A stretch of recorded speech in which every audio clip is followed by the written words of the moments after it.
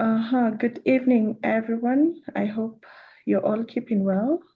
Welcome to our today's session. Kindly confirm that you're audible enough and that you're able to see my screen. Yes, you are audible.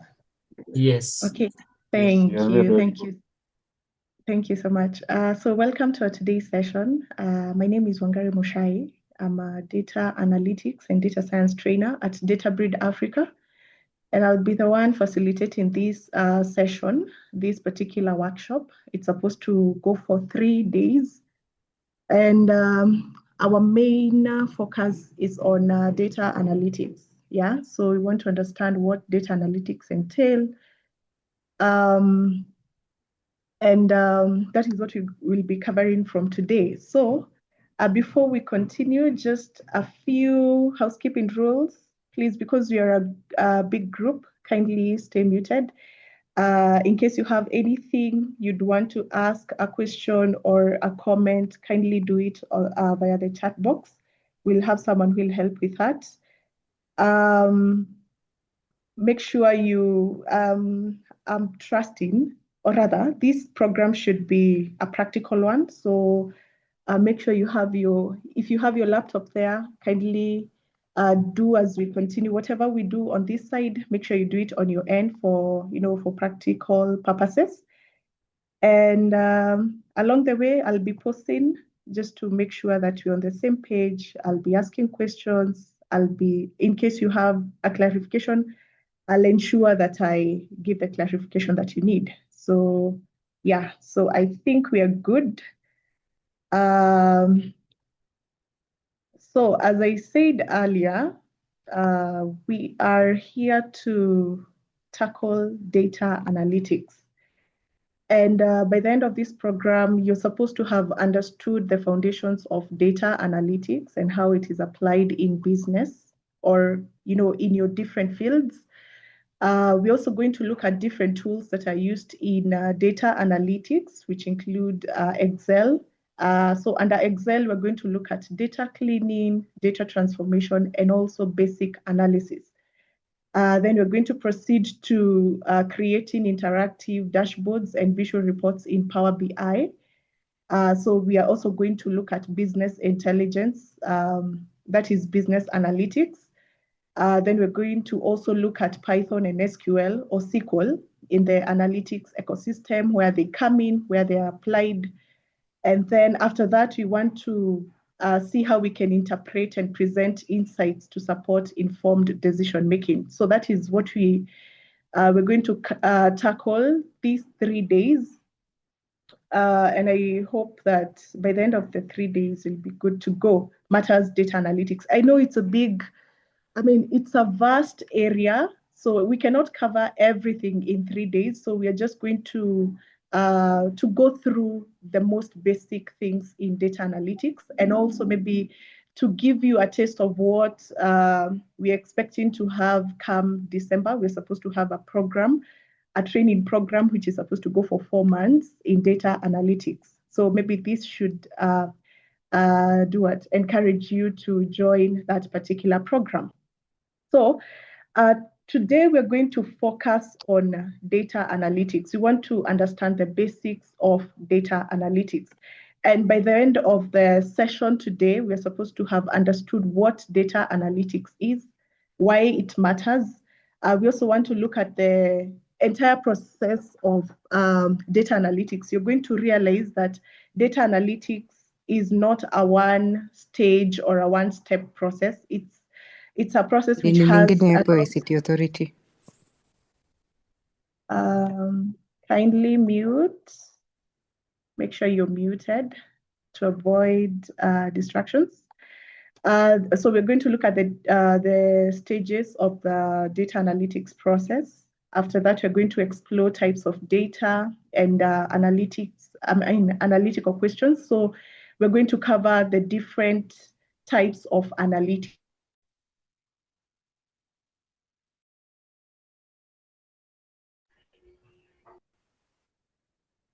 You've muted yourself. Wangari, kindly unmute. Sorry about that. So we are going to look at Excel for data analysis. So the basic data cleaning and descriptive analysis. So that is what we're supposed to look at today. So before we proceed, maybe I should ask you this question. What do you understand by data analytics? Or when data is mentioned, what comes to your mind? When data is mentioned or something to do with data analytics, what comes to your mind? You can type in.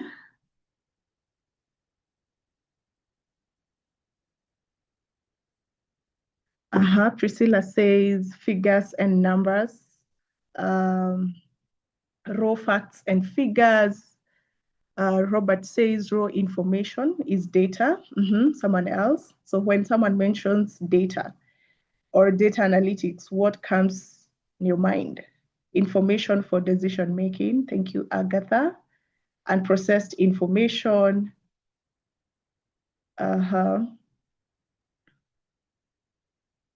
Okay.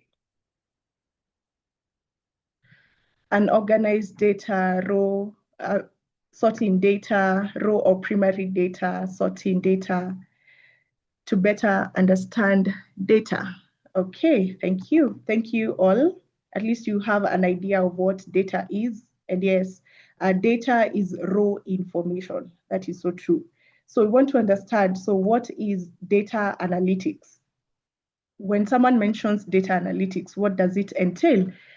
Data analytics is basically a process of examining raw data. So raw data is raw information, information that has not been processed yet, information that has not been cleaned yet, it has just been collected. That is what raw data is. And the goal for data analytics is to find patterns. That is one. We want to find patterns.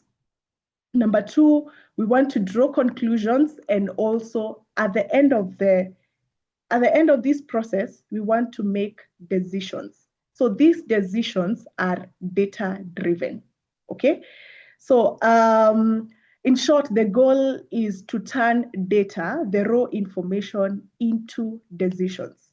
And the data could be in form of numbers, could be in form of text, some sort of transactional data, observations, and you want to turn these observations into insights that can be acted upon, or insights that we can use to make decisions, okay? So for example, we have an example here. You have a supermarket.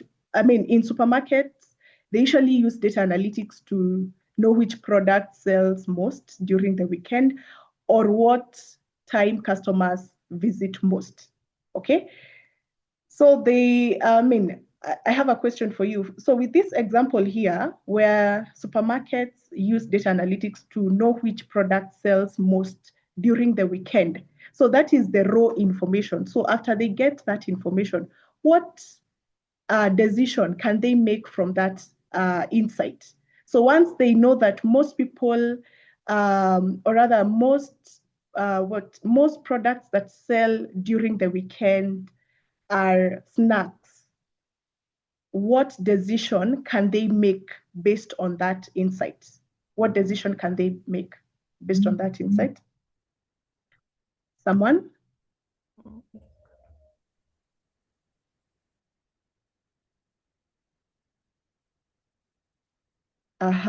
Duncan says they can restock.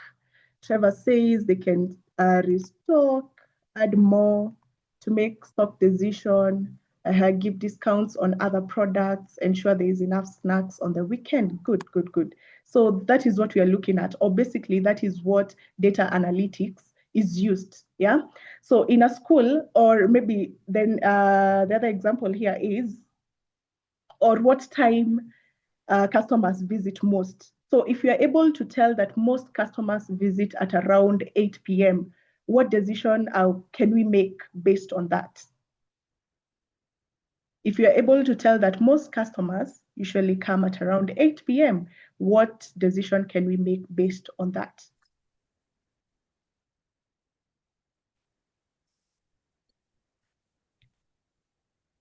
Simon says staff will be needed. So, okay, increase staff present at 8. Make sure workforce is availed in plenty. Good. Yeah. Okay. So that is it. Thank you for that. So that is basically how data analytics work. So we have raw information. From the information that we have, we are now supposed to make decisions based on that information. I hope we are clear up to that point. So data analytics is the process of analyzing raw data to make conclusions about that information. So we analyze the data, we do our calculations based on the problem that you're trying to solve using that data. Then you make conclusions. Now the conclusions are the insights that you get from your data. Then after that, you're able to make decisions. Remember, the end goal here is to make data-driven decisions. Yeah, so do not forget that. So, and why does this matter? What is the essence of having data analytics, a data analytics department in an organization? So, analytics helps organizations move from guesswork to evidence-based decisions. Okay, evidence-based decisions. Those are the data-driven decisions.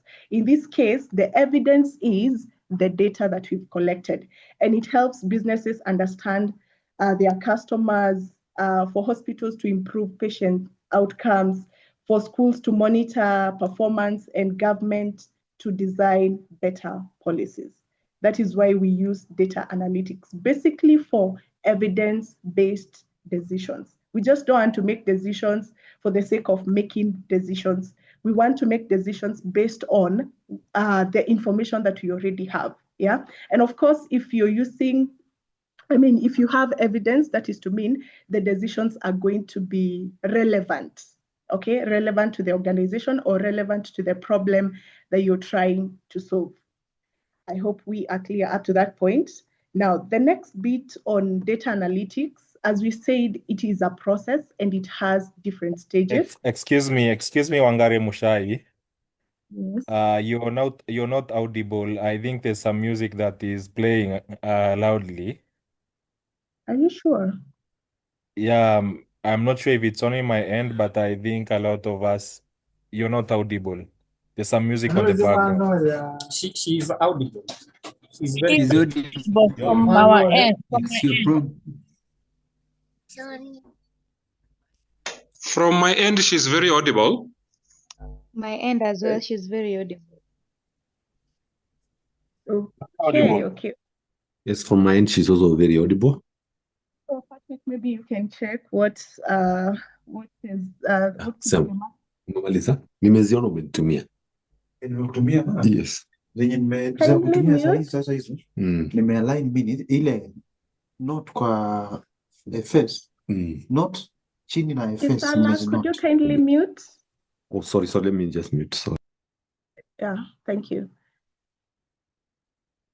So as I was saying, data analytics is a process and it has a number of steps that you have to follow. You don't come from raw data to decisions. You have to follow some, or rather there's a procedure that you're supposed to follow. And this procedure includes, one, the first step is to define your objectives. So under definition of objectives, this is where we understand the problem. What problem are we trying to solve? Yeah. So for example, if you're given sales data and they're supposed to, they want, maybe the management wants to understand the situation of the institution in terms of maybe what are the average sales in a month. So these are, for example, if you're preparing a financial report, and it's an annual report, so you want to give an average of the sales made in a month. So that is one of the objectives. Yeah? So that's one of the problems we're trying to solve.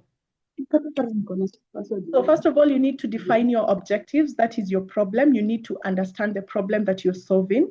After that, you need to get this data. Where are you getting the data? So that is where we have data collection. So we come from defining your objective, you understand the problem that you're solving, and of course, that is going to inform the kind of data that you need for that particular, to solve that particular problem. So you get to data collection. We have different ways of collecting data. We have data that is already, we can decide to collect data using surveys. We could have an automated system where we get data and it's stored in the database.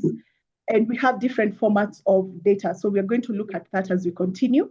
Then after that, once you've collected your data, you now proceed to cleaning that data. This is where we have the data preparation. You want to prepare this data for analysis. Yeah.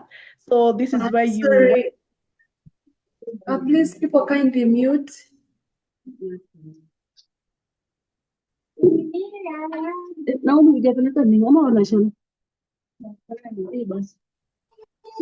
Admin to enroll. Levix, could you help me mute everyone?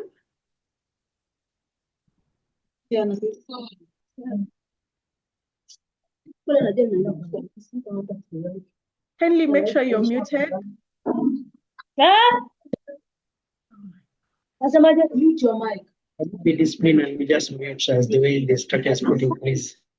Yes, admin, could you kindly help me, everyone? Thank you, thank you. Kindly make sure you're muted. We're such a big group, so to ensure order, we need people to be muted. Thank you. So, so we have data cleaning or data preparation. This is where we clean our data to make sure that the data that we have is accurate. It is in the right format. And of course, if the data is accurate, the results are going to be accurate, okay? Normally in data analytics, this is where we take most of the time because we want to make sure that your data is in the right format for analysis. So this is where you check whether you have missing values. If you have missing values, you have to handle missing values by maybe, by replacing them, by doing away with them, depending on the policy of the institution or how the data looks like or the kind of analysis that you want to perform. Then once you clean your data, you can now go to analysis techniques. Now this is where you conduct different analysis. We have descriptive analysis. We have EDA.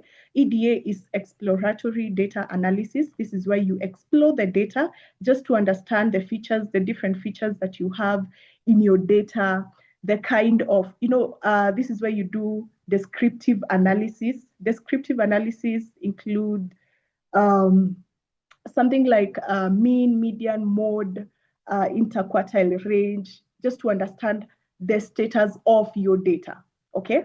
Then after that, once you've done your analysis, there are different types of analysis. And analysis, and we're going to look at them. You can now go to getting insights from your analysis. So once you've done your analysis, you get the results. Then from the results, you're able to interpret those results. And after that, you're now able to make decisions. I hope that is clear, okay? So we're going to look at these steps one by one because they're very important. So we've said the first thing is we need to understand the problem, yeah? And understanding the business problem is basically defining the organizational goals. What are we looking? What do we want to find out from this data, okay? So you understand the problem and then plan a solution towards that, okay? So this is where you come up with a problem statement. You see, I don't know if you've done a project or a proposal, you're supposed to come up with a problem statement. So that is where you state your objectives. What are we working towards? What problem are we trying to solve? That is number one. Step number two, you need to collect your data. So you gather the relevant data from the different sources. And as I said earlier, once you understand the problem, you will be able to know the kind of data that you need to collect, okay? So if you're supposed to give us, or rather, if you're supposed to prepare financial reports, then from maybe sales data, then the kind of data that you're supposed to look for is sales data. What does this sales data entail? It should entail maybe the products that were sold, the different regions, the number of goods sold, the number of units per product, and maybe the cost of each unit, then the total sales. Yeah. So understanding the problem informs the kind of data that you need to collect. I hope we are clear up to that point. And we have different sources of data. We have spreadsheets. Under spreadsheets, we have something like Excel workbooks, we have Google Sheets, and so on and so forth. Then we have databases. These are usually, this is where we store data automatically.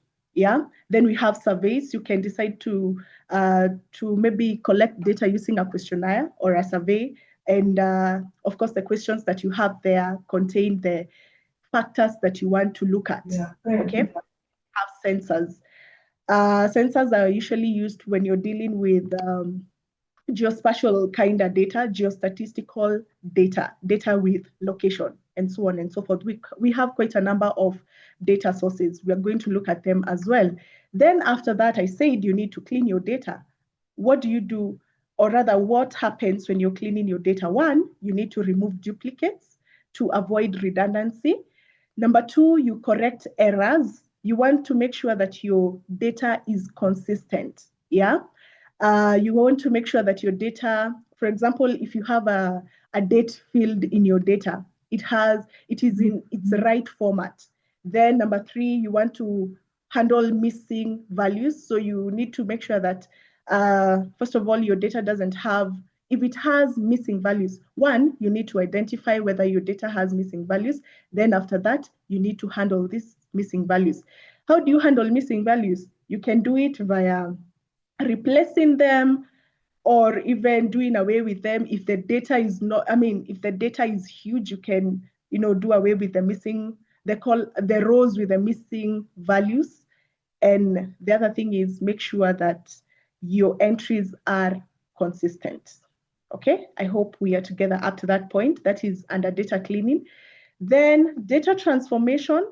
Now, this is still under data preparation. So data preparation has data cleaning and data transformation. So data transformation is where you structure and format your data for analysis. Yeah. And this one happens, or this one is mostly applicable in advanced data analytics, especially in data science, where you need to maybe build a machine learning model, and you need to structure and format your data for that particular, to suit that particular analysis. Okay. Then we have exploration or visualization. This is under analysis techniques. So I talked about, or rather I mentioned something to do with EDA, that is exploratory data analysis. This is where you explore your data. Okay, you want to understand your data. And most times we usually perform descriptive analysis. Descriptive analysis are the basic statistical functions, such as mean, median. You want to understand your data, how your data is distributed, how many entries do we have, what is the average of a particular column, what is the mode of that particular column, what is the median of that particular column. And now, apart from that, apart from the, the descriptive statistics, we can now go to visualizations. And of course, visualizations give us a better vision, or rather a better envisioning of how our data looks like. Yeah. So this is where we use charts or graphs and summaries to understand relationships in our data. After that, we are now able to get insights from this analysis, the summaries, the charts, the graphs. We are now able to get insights from that, from those visualizations. Then we interpret and turn them into decisions or into practical recommendations. So from the visualizations or from this analysis here, we interpret to get the insights, then we turn those insights into practical recommendations. That is data analytics. So you realize we have a lot of things. I mean, we have a lot to cover between having your data, having collected your data, to using that data to make informed decisions. So we have a lot of things to cover in between, or rather we have a lot of data preparation to do, and now the analysis itself in between. I hope that is clear. And that is the process of data analytics. Now that is a standard process. Whether you're doing data analysis simple data analysis or even advanced data analysis, you have to follow that procedure. Yeah. Otherwise, you're going to mess up when it comes to the results that you're going to get. And the most important stage in the data analytics procedure is the data preparation stage. Make sure you're keen. Make sure you're able to correct all the mistakes in your data so that you get accurate results. I hope that is clear. Now, we proceed to the different types of data analytics. And we have 4 broad types of analytics, each answering a specific question.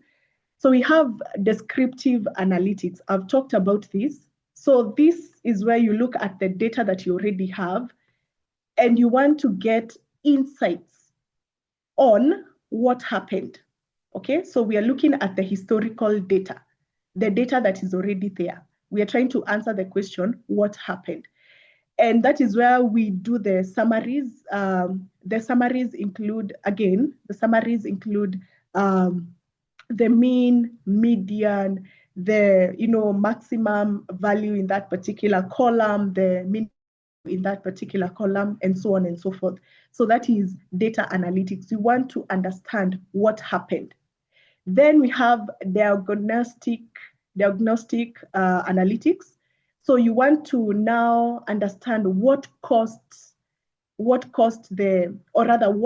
did it happen? Yeah, so you want to get the cause of that particular, the cause of whatever happened for you to get that data, what had happened. Okay, so this is to mean we are analyzing our historical data. That is diagnostic analytics.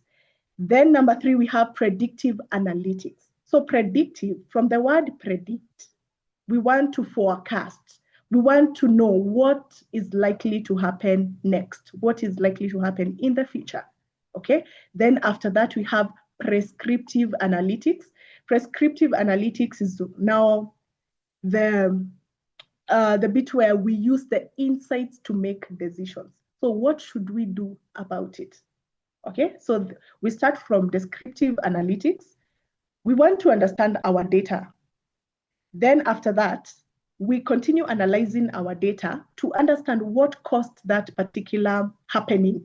Then after that, we are now able to predict. Now you realize we are coming from basic analysis, and as we continue, we are able to progress up to advanced analysis, okay, up to where we are able to make informed decisions. So the journey from descriptive to prescriptive analysis represents a shift from just looking at data, descriptive analytics, to actually shaping the future through data, to actually being able to make decisions from that particular data.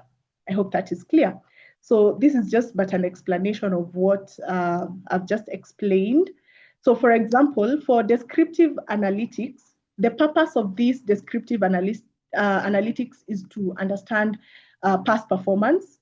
And you can check through, maybe sales increased by 20% last month. So you want to compare where in November, you want to check the sales. So last month, what happened? You realize in October, the sales increased by 20%. Then we now go to diagnostic analytics, where we want to identify the reasons and the patterns, okay? So what could be the reason? So the sales increased because of a new marketing campaign. So when you compare, say, sales for August and sales for September, you're now able to tell, okay, sales for September increased, but it's because we employed a new marketing campaign, okay, or another, maybe a new marketing strategy, yeah? So we want to identify the reasons and the patterns. Then after that, predictive analytics, we want to forecast future outcomes. So this is based on the trends that we are able to tell. Sales may arise again next month, something like that. Then prescriptive, so this is where you recommend actions, or now, you make the decisions. And this is where we have an example of increased marketing in high performing regions to sustain growth. So you realize this one is a decision that has been made based on the observations that we've had, observing the data that has been there, okay? So that is basically data analytics. We come from descriptive analytics to prescriptive analytics. I hope that is clear. And maybe before I proceed to types of data, I don't know if you have any question.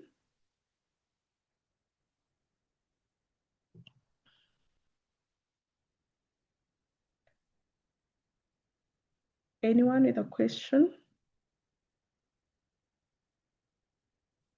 Okay, Martin says, so far so good. Yeah, Michelle, I'm going to share the slides later once you're done with the class. Great, great. In case you have a question, again, feel free to type it there.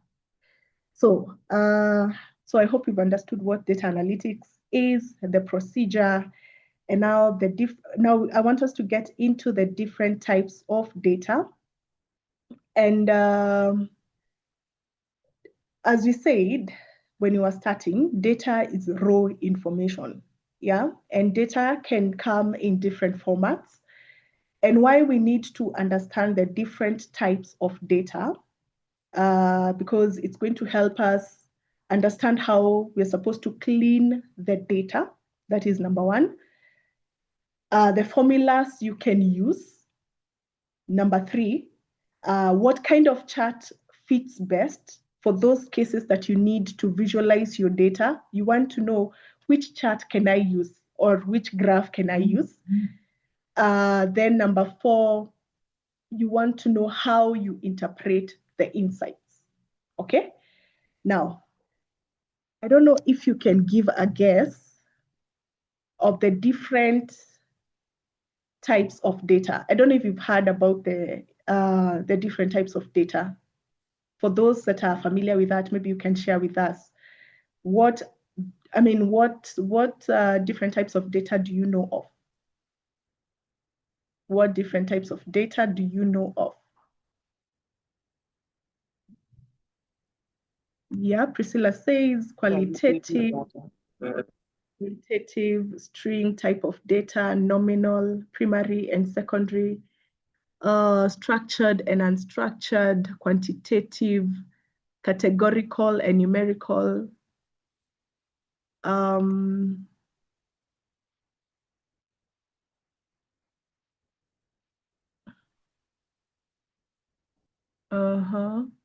Qualitative, analytic.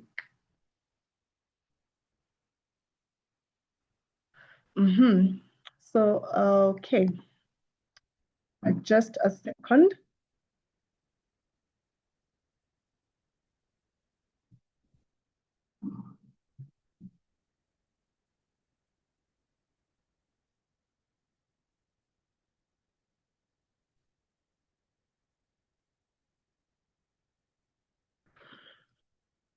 Okay, so I'm going to handle that question. Picoril, I'm going to handle that as we continue. Yeah, so we have grouped and numerical, we have structured data. Yeah, at least you have an idea of the different types of data that we have.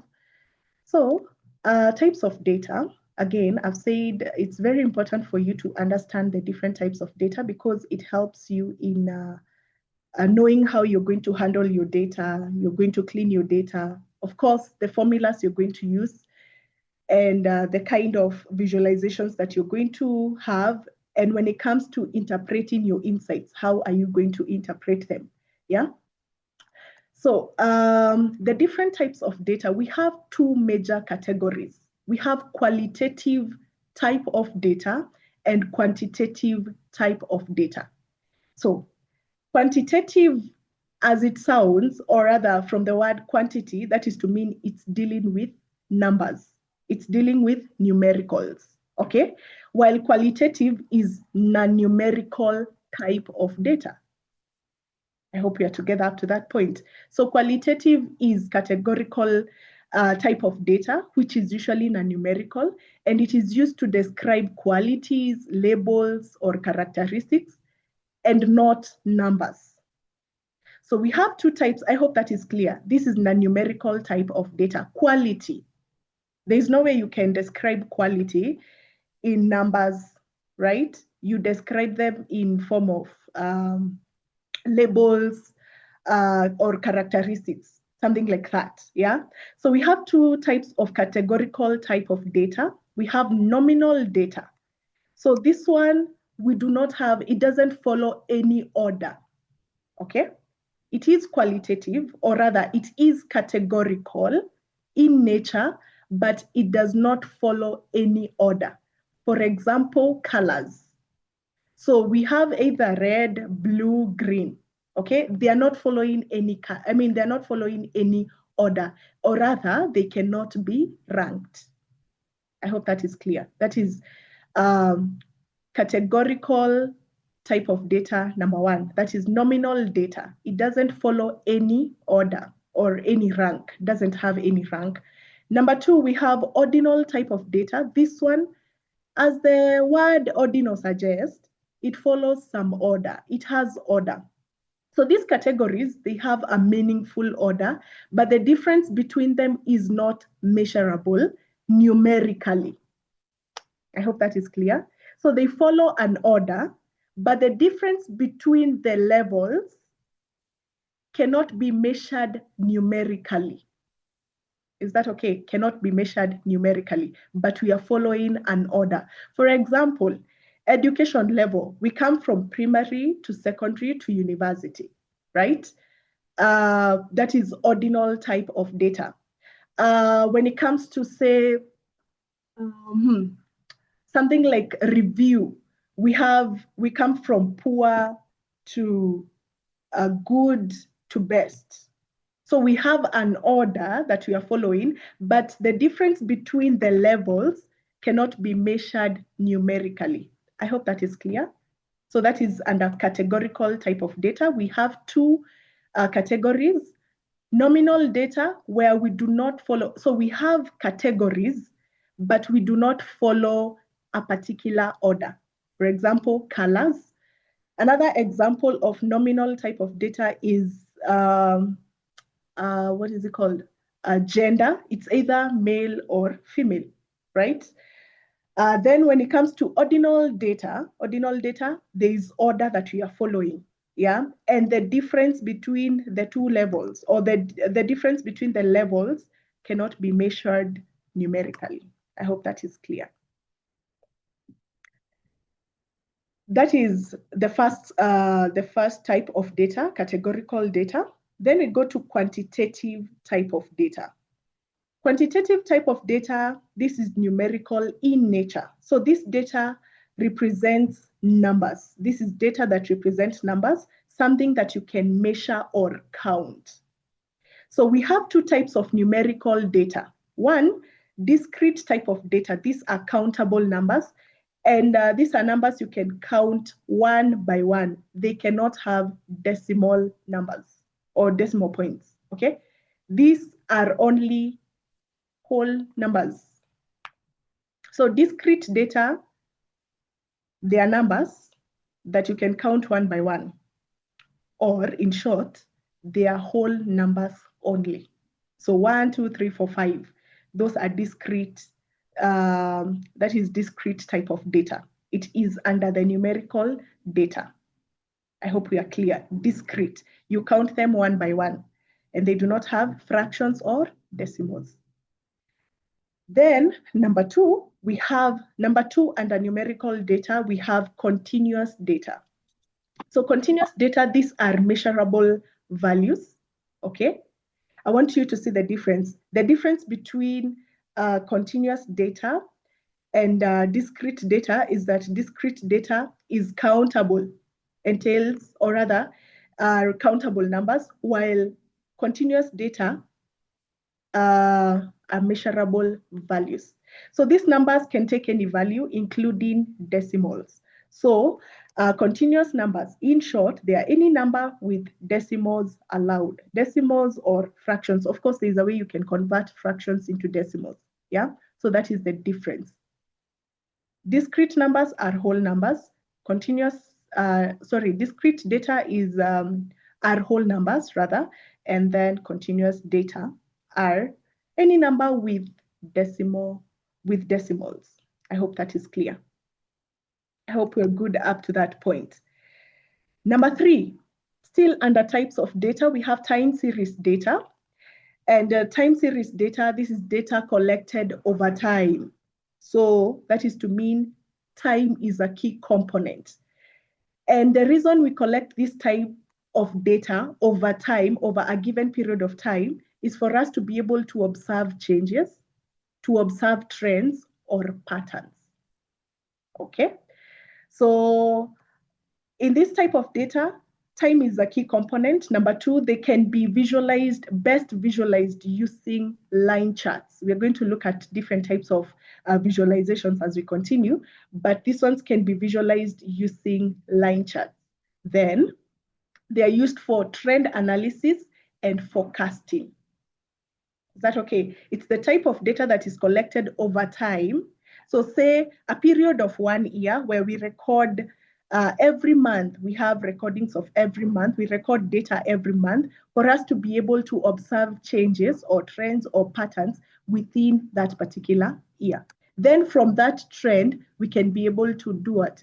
To maybe predict or even maybe make decisions. I hope we are clear up to that point. And examples include daily sales for a month. So you're collecting this data every day for you to be able to tell what was the trend in this particular month. Every day of that month, we collect data for sales for us to be able to maybe to observe the changes or even the trends or the patterns within that particular month. That is time series data. And as the word suggests, time, so we have a time aspect there. Okay, that is time series data. I hope that is clear. Of course, we have under time series data, that is where we have the weather data, something like that. Yeah, they usually use time series kind of data. Then we now proceed to structured data. Structured data, this is data organized in rows and columns.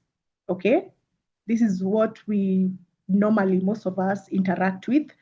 This type of data is easy to filter and analyze, and it works well with Excel, Power BI, or SQL. So we have our data organized in rows and columns. That is structured type of data. Then we have unstructured data. Unstructured data is data that is not organized in, it's actually the opposite of rows and columns. So this is data that is not organized in rows and columns. And examples include emails, photos and videos. So the data that you have in your phone, yeah, under albums, because it's not structured in rows and columns or in those details, that is unstructured type of data. Yeah, and this data is usually used, or rather, when you're using this data, you use tools such as Python, especially for cases where you're doing what? You're building models in machine learning. So that data can be used, or rather, tools that are needed to operate through such data include Python, AI or NLP tools, and even specialized softwares. Yeah, that is unstructured type of data. Are we together up to that point?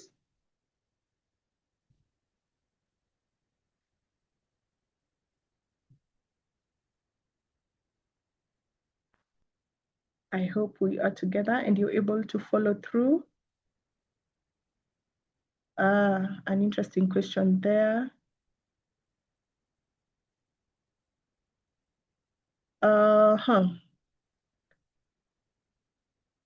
Okay, before I proceed to the next step, which is data sources in, or rather data sources, the different data sources, there's a question that had been asked by Korir on, it was still under this tab. Allow me to go back here. Under prescriptive analytics. And the question was, is it the analyst who recommends decisions during prescriptive analytics? Is it the analyst who recommends decisions during prescriptive analytics? So what do you think? Maybe I can throw that question to us as we continue. Just think through that. Do you think during prescriptive analytics, where you recommend actions or decision, is it the analyst who is supposed to give those decisions, or is it the analyst who is supposed to recommend those actions, or is it maybe the people that you're doing what, presenting to, the stakeholders or the management? Who do you think recommends those decisions?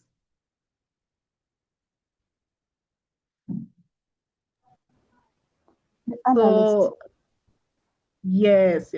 So the analyst is the one who recommends those decisions, because you're the one who, you as the analyst, you've done the analysis, you've understood your data, and you're now able to, so from the insights that you've gotten from your data, you're now able to tell,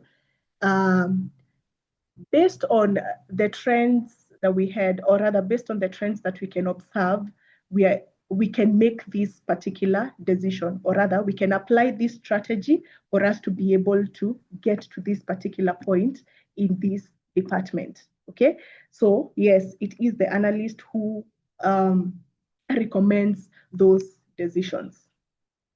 I hope that is clear, Korir. Zakayo says it is the analyst who is mandated to recommend actionable decisions. Yeah, that is so true. I totally agree.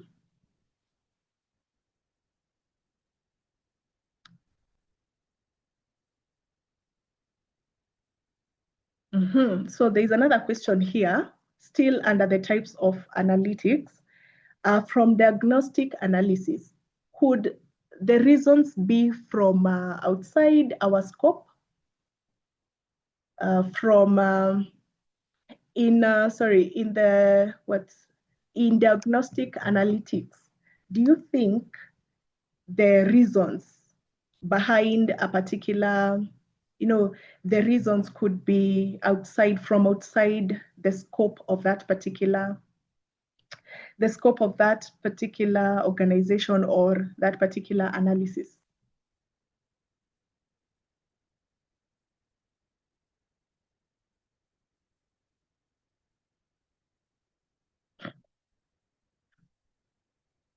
So my answer to that is, it depends on the kind of analysis that you're doing. And yes, for sure, it can be a reason. It can be, it can be from outside your scope. And I think as we continue, I'm hoping that we'll manage to do a mini project just to understand, coming from descriptive analytics, going to the diagnostic, wanting to understand the reasons behind, then going to the predictive, and later on to a point where we can recommend actions or decisions. Yeah, but then the reasons could be from outside the scope of that particular field. Yeah. So I'm going to tackle the other questions as we continue. So we go to data sources in analytics. So we have data, our raw information, but where are we getting this data from? Yeah, so we have different data sources when it comes to analytics. And a data source is simply any place where your data comes from. And your data could come from asking a question in form of a questionnaire or a survey, administering a survey. Number two, you could get that data from observing. Number three, you could get data that has been collected before, that is secondary type of data, yeah. And number four, we could get data that is already stored in a database, yeah. So we have automated systems that usually store data. So we have different data sources, and it can be a simple Excel file. This is usually so common, or a CSV file, a company system, a database, an online platform, or even a machine or sensor. So the most commonly known sources of data include spreadsheets. And this is where we have data such as sales reports, budgets, and attendance lists. And these ones are easy to use and mostly are common when it comes to, for beginners, yeah? Then we have databases. Databases store large structured business data. So instead, in databases, data is stored in form of tables, right? And inside those tables, data is stored is structured in form of rows and columns. And the most commonly used databases, or the most commonly known databases, include MySQL or MySQL, Postgres SQL, or SQL Server. Yeah, and this one, or rather, databases help in if you want to manage your data, if you want to correct your data, if you want to filter your data, there are those functions that you can perform under database management. Okay, and we're going to look at SQL as we continue. We should look at that. We should tackle that tomorrow. Then we have business systems or applications such as POS, point of sale. We have CRM, ERPs, school management systems, and these ones capture sales, customer information, inventory, or even the HR data. Then we have surveys or online forms. These ones include Google Forms, Microsoft Forms, and they are used for feedback, registrations, or even research. Yeah. So this is the commonly used method of data collection, especially, yeah, for a particular, say, a particular objective. If you want to do a particular research, most times they usually use surveys or online forms. Then we have web and app data, such as Google Analytics, website dashboards. These ones help in tracking page views, clicks, or user behavior. Then we have APIs. These ones are automatic data feeds. We have social media APIs. We have mobile money APIs or weather APIs. And these ones are used for automation and real-time updates. Then we have sensors and Internet of Things devices, such as GPS trackers, water meters, smart devices. And these ones produce continuous real-time data. Then we have public or open data. For example, in Kenya, if you want to get data, you can get it from KNBS, World Bank, UN, government portals. And this one, we also have open data. There's a site known as that, where you get free data for research, benchmarking, and trends. We also have repositories such as UCI, in case you want data that can be used for machine learning, you can get it from UCI repositories.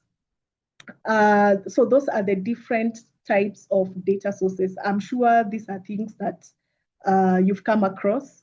If not the most complicated ones, then the simplest ones, such as, the spreadsheets and the the surveys. And I'm sure, when you are registering for this course, you used these forms. Yeah, you just clicked a link and it asked for your details. That's a survey or an online form. Yeah, and it's a way of collecting data, or rather, it's from that we are able to get data. So it is a data source. Yeah.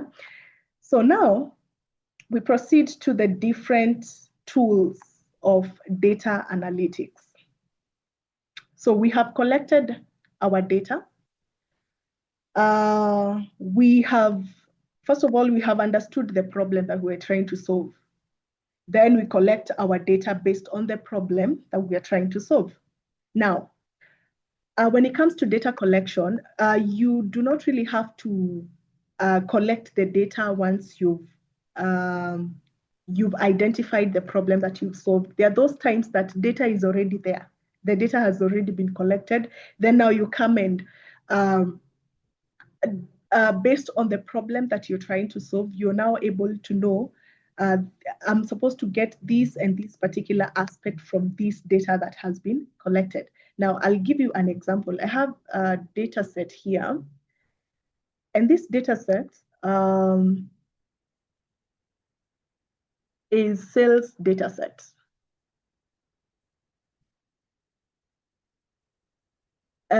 It contains the order ID, full name of maybe the customer, the city and the country, the email address of that particular client, the order date, when did they make the order, region, which region do they come from, the products, quantity, unit price, then the total amount. So with this data, assuming the marketing department wants to know the product that has been doing well over maybe, say, the past 1 month. So they're going to use this data, but okay, this data has been collected because when you're, for example, if you're buying these things online, they're going to ask for these details. And how we get these details on the back end, they come in form of, say, for example, we have an automated system where we collect data using, and now it goes to a database. It's stored in a database, yeah? So then we get something like this, a table like this, which has these elements here. But now the marketing department wants to know which product has been selling best over the last 1 month. So you realize, because their focus is on the product, they are not going to use everything here. They are not going to use all the columns here. Their focus will be product and quantity sold, unit price, and the total amount. And maybe we just need the product and the total amount for us to be able to tell. When you look at smartwatch,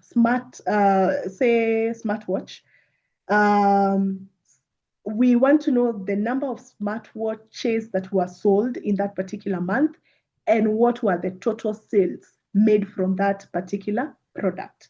So what am I saying? I'm saying this: once you understand the problem that you're solving, sometimes the data is already there. You don't have to collect the data based on the problem.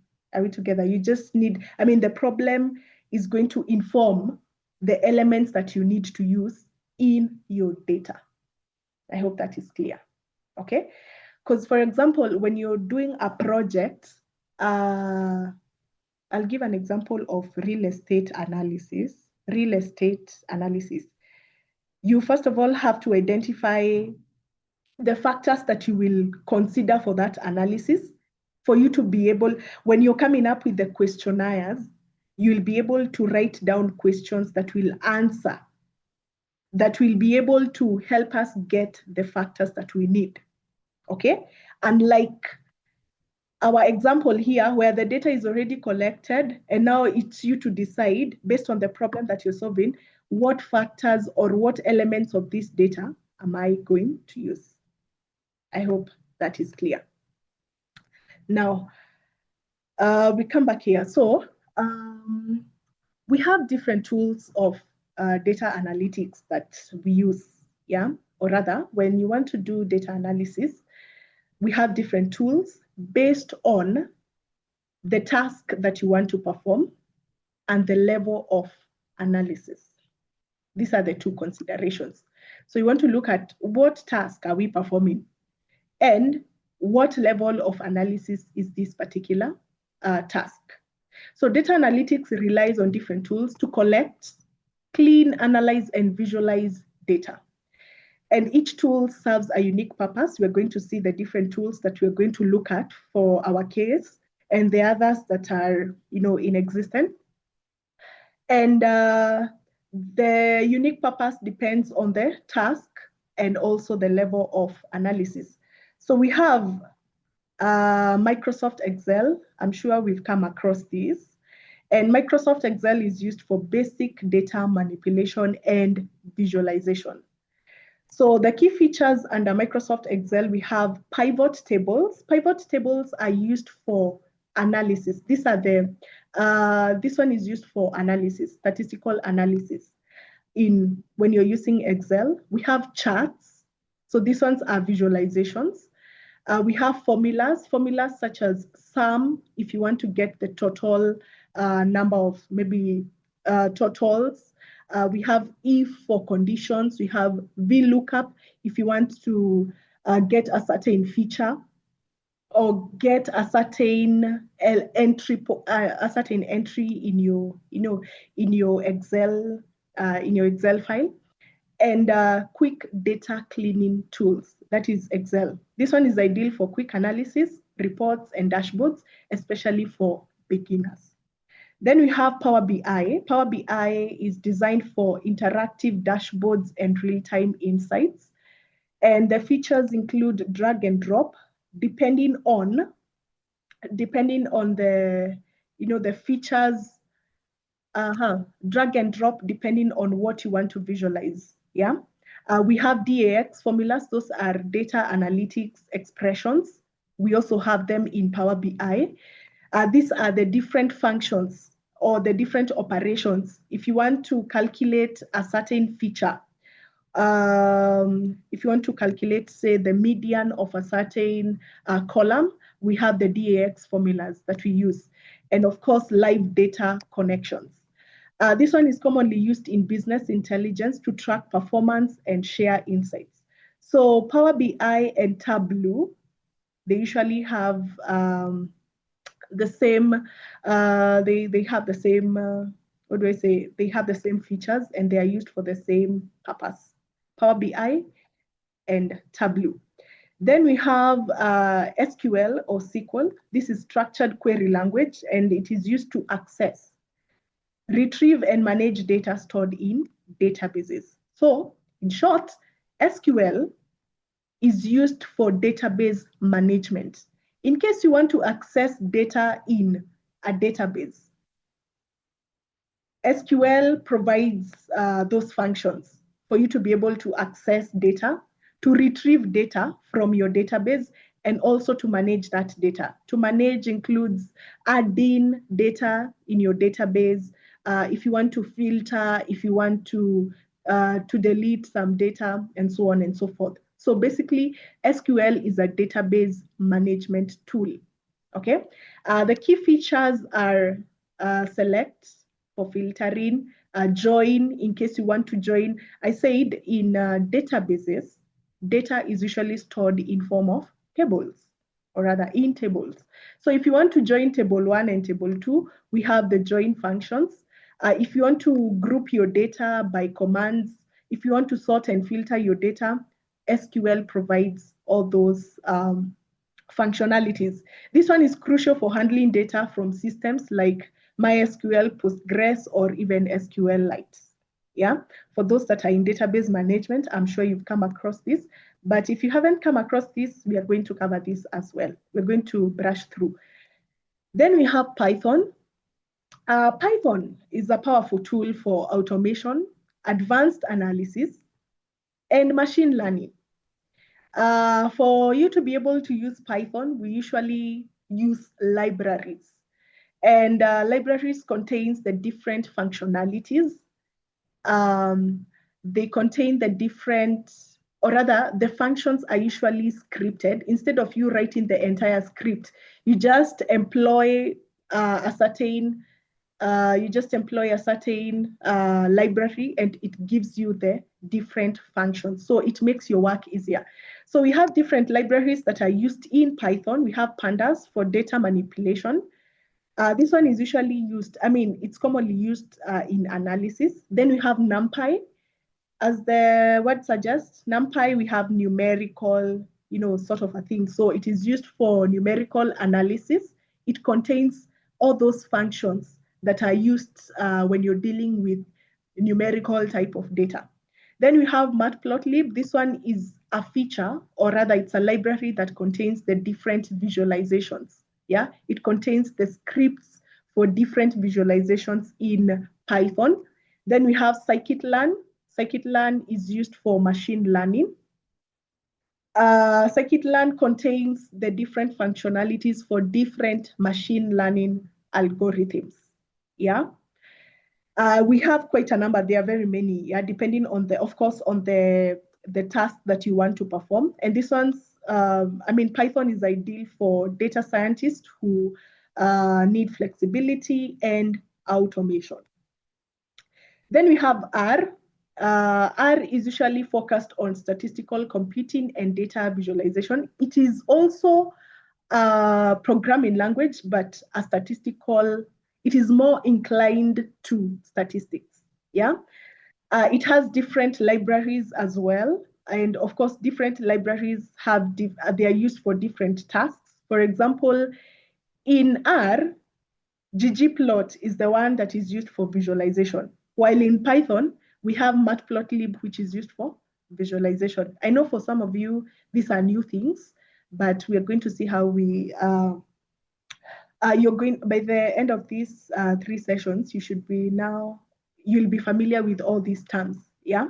So we have ggplot for visualization, dplyr for data manipulation, and caret for modeling. This one is commonly used in research and academic projects requiring statistical testing and visualization, yeah? So those are the different tools that are used for data analysis. So we have Excel, basic analysis, Power BI for interactive dashboards. That is to mean we're going to have a lot of visualizations because a dashboard contains, it has to have visualizations, and it is usually applied in business intelligence or business analytics. Then SQL for database management, Python for advanced analysis, and R for statistical analysis. Yeah. Now, when you look at, or rather when you think of data analytics, it looks like a ladder where each tool helps you go higher in your analysis skills. So the order is, we come from Excel, which is the most basic, to Power BI, which transforms data into, scanning, visualizations, and interactive dashboards. Then you use SQL or SQL to connect, which this one connects you directly to where data lives. Then we have Python or R, which unlocks the advanced data analytics, automation, and predictive analytics. So we are coming from Excel, we go to Power BI. From Power BI, we are now able to connect data, or rather integrate data using SQL. Then we now proceed to Python, which provides advanced data analytics functionalities. I hope we are together up to that point. Maybe I can tackle some questions before we proceed.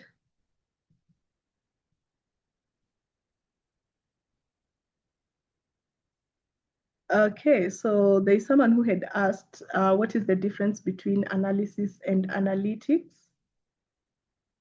And I think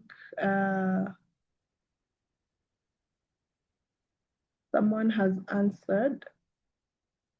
Okay, let me see. So analysis is the action, but analytics is the field, action and tools involved in analyzing data to something meaningful, I think. Yes, that is so true. What is the difference between analysis and analytics? Okay. So I want to see whether we have any other question. Yes, I will do that tomorrow. I will do that tomorrow.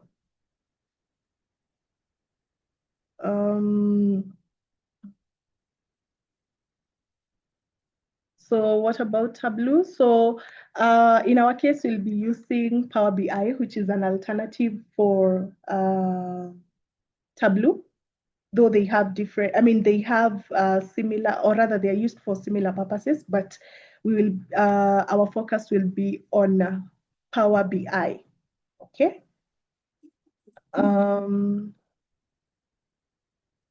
So what are the best methods for data cleaning? We're going to tackle that in the next step when we get into Excel for data analysis. We're going to look at that. The difference between data science and data analytics. Thank you. That is such a good question. And where do we use SPSS? Okay, SPSS is a statistical tool.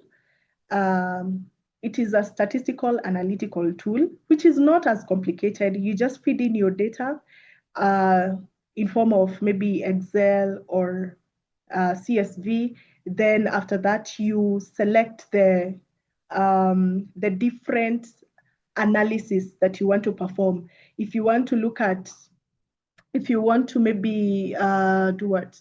If you want to do some mean, median, the different statistical functions that you use, or what you want to perform, SPSS provides that. So SPSS is actually one of the easiest statistical analytical tool, yeah? Because you just feed in the data, you key in your data, then you're able to perform different statistical analysis, yeah? Then maybe I can answer the difference between data science and data analytics is that data analytics is a bit simpler in terms of the procedure because data science is a little bit more advanced. It is advanced in this way. One, this is where you're now able to employ, this is where you bring in Python. This is where you're building a model. So the difference, the major difference between data science and data analytics is that for data science, you're performing data analysis with an aim of, we are not leaving it at a predictive, we are not leaving it at predictive analytics. We proceed to building systems, automated systems. That is the difference. For data science, it's an advanced version of data analytics, where now we bring in the aspect of building systems, automated systems. Yeah. Maybe tomorrow I can do something with, I can just show you something to, a little or something small, an illustration of the difference between data science and data analytics. So what is the significance of EDA? Exploratory data analysis helps us understand our data as it is. And you're going to realize that under EDA, you're able to, yes, you've been given a solution here, but in EDA, that is where you're able to understand the different aspects, or rather the summary of your data. That is where you do summary statistics. And summary statistics include mean, median. You want to see what is the minimum value in this particular feature, what is the maximum value, what is the, the range, the interquartile range, all those things. You just want to understand your data.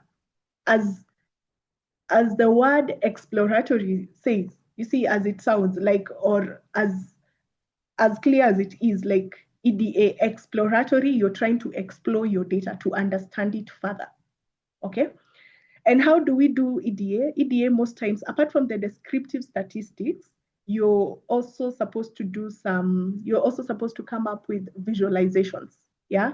Simple visualizations, such as pie charts, such as box plots. If you want to understand, do we have outliers in our data? What is the range in our data? Something like that. I hope that is clear.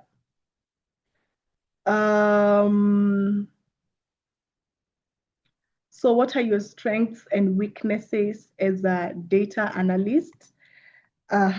Maybe we can tackle that as we continue. Your strengths and weaknesses as a data analyst.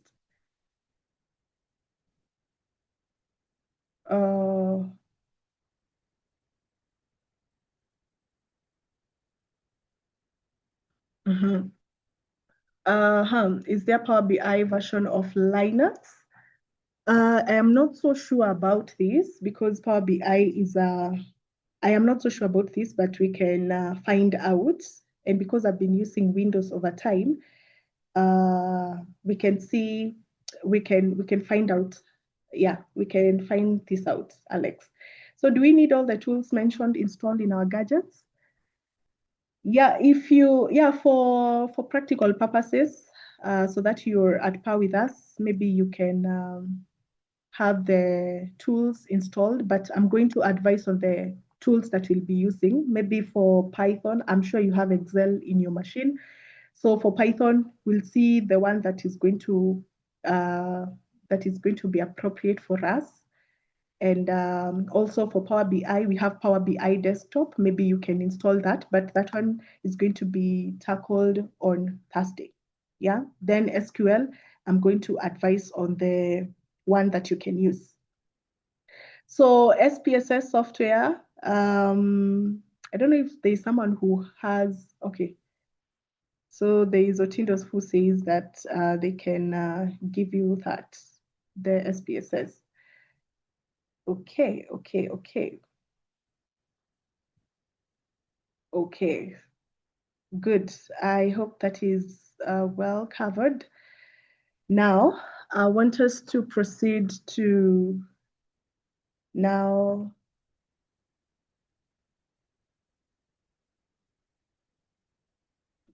the next step, which is where can we apply data analytics? Data analytics can be applied in healthcare, where hospitals are able to predict patient volumes and optimize staff schedules. In finance, it helps banks detect fraud. This is, this one is being applied so much. In education, it helps institutions track student progress and improve performance. And in government, it informs planning, resource allocation, and impact evaluation. Yeah, so those are some of the. I'm not sure if the screen that you're showing is the one that we are supposed to be seeing. Which one do you have on your side? Types of data like ChatGPT. Really? That is Marquez screen. Let Marquez stop sharing his. So there's someone who is sharing their screen? Somebody has shared. Who is this? Kindly please stop sharing so that we only have the trainer sharing. This is who? Marquiza. Let me, yeah, we're back to Wangari's screen, yeah. Sorry guys, please don't share your screen if you're not requested to, so that we have a flow of thoughts. Kindly, yeah. Proceed, Wangari. Okay, so these are the real-world use cases where we apply data analytics. Now, I want us to now proceed to Excel for data analysis. So we've looked at the different data analytics tool, and we have Excel, which is commonly used by beginners or when you're handling not so complicated type of analysis. Yeah. So Excel is one of the most powerful tools for data analysis, and this one enables users to process, clean, manipulate, and visualize large data sets with ease. Yeah, you're able to clean your data, manipulate your data, and even visualize your data. So Excel is usually used when you're dealing with sales data, financial reports, or even operational records, and it provides the tools you need to quickly analyze information and make informed data-driven decisions. Yeah, so this one is used for quick analysis, and it's not as complicated. So, of course, we have our Excel here. Maybe we can use this. So this is Excel, Microsoft Excel. And under Microsoft Excel, we have Home. This is where, in case you want to edit your entries or the records that you have in your Excel sheet, we have those features under Home. In case you want to insert a pivot table, I said pivot table is an analytical tool in Excel. In case you want to insert it insert it on this particular worksheet, or even in another worksheet under this workbook, we have it under insert. We have recommended pivot tables. If you want to insert a table, if you want to insert pictures, if you want to insert, charts to insert, or maybe if you want to create visualizations in this particular, in this particular worksheet using this data, you can use the different charts that we have. We have quite a number. Then these are different features that you can add on your Excel sheet.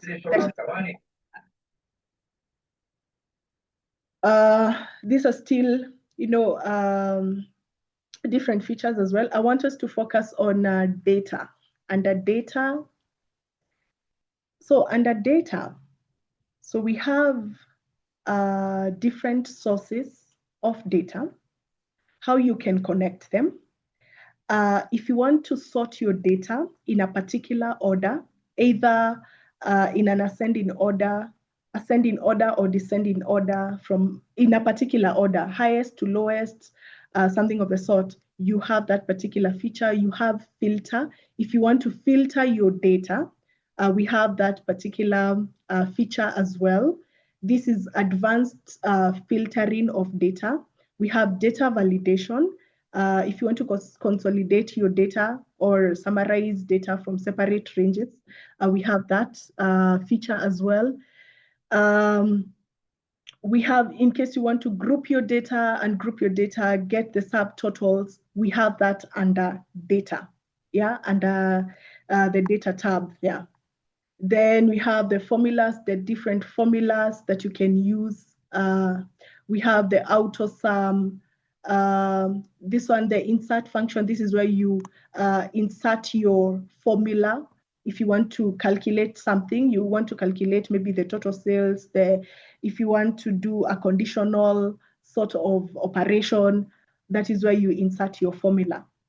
So those are the different features that we have in Excel.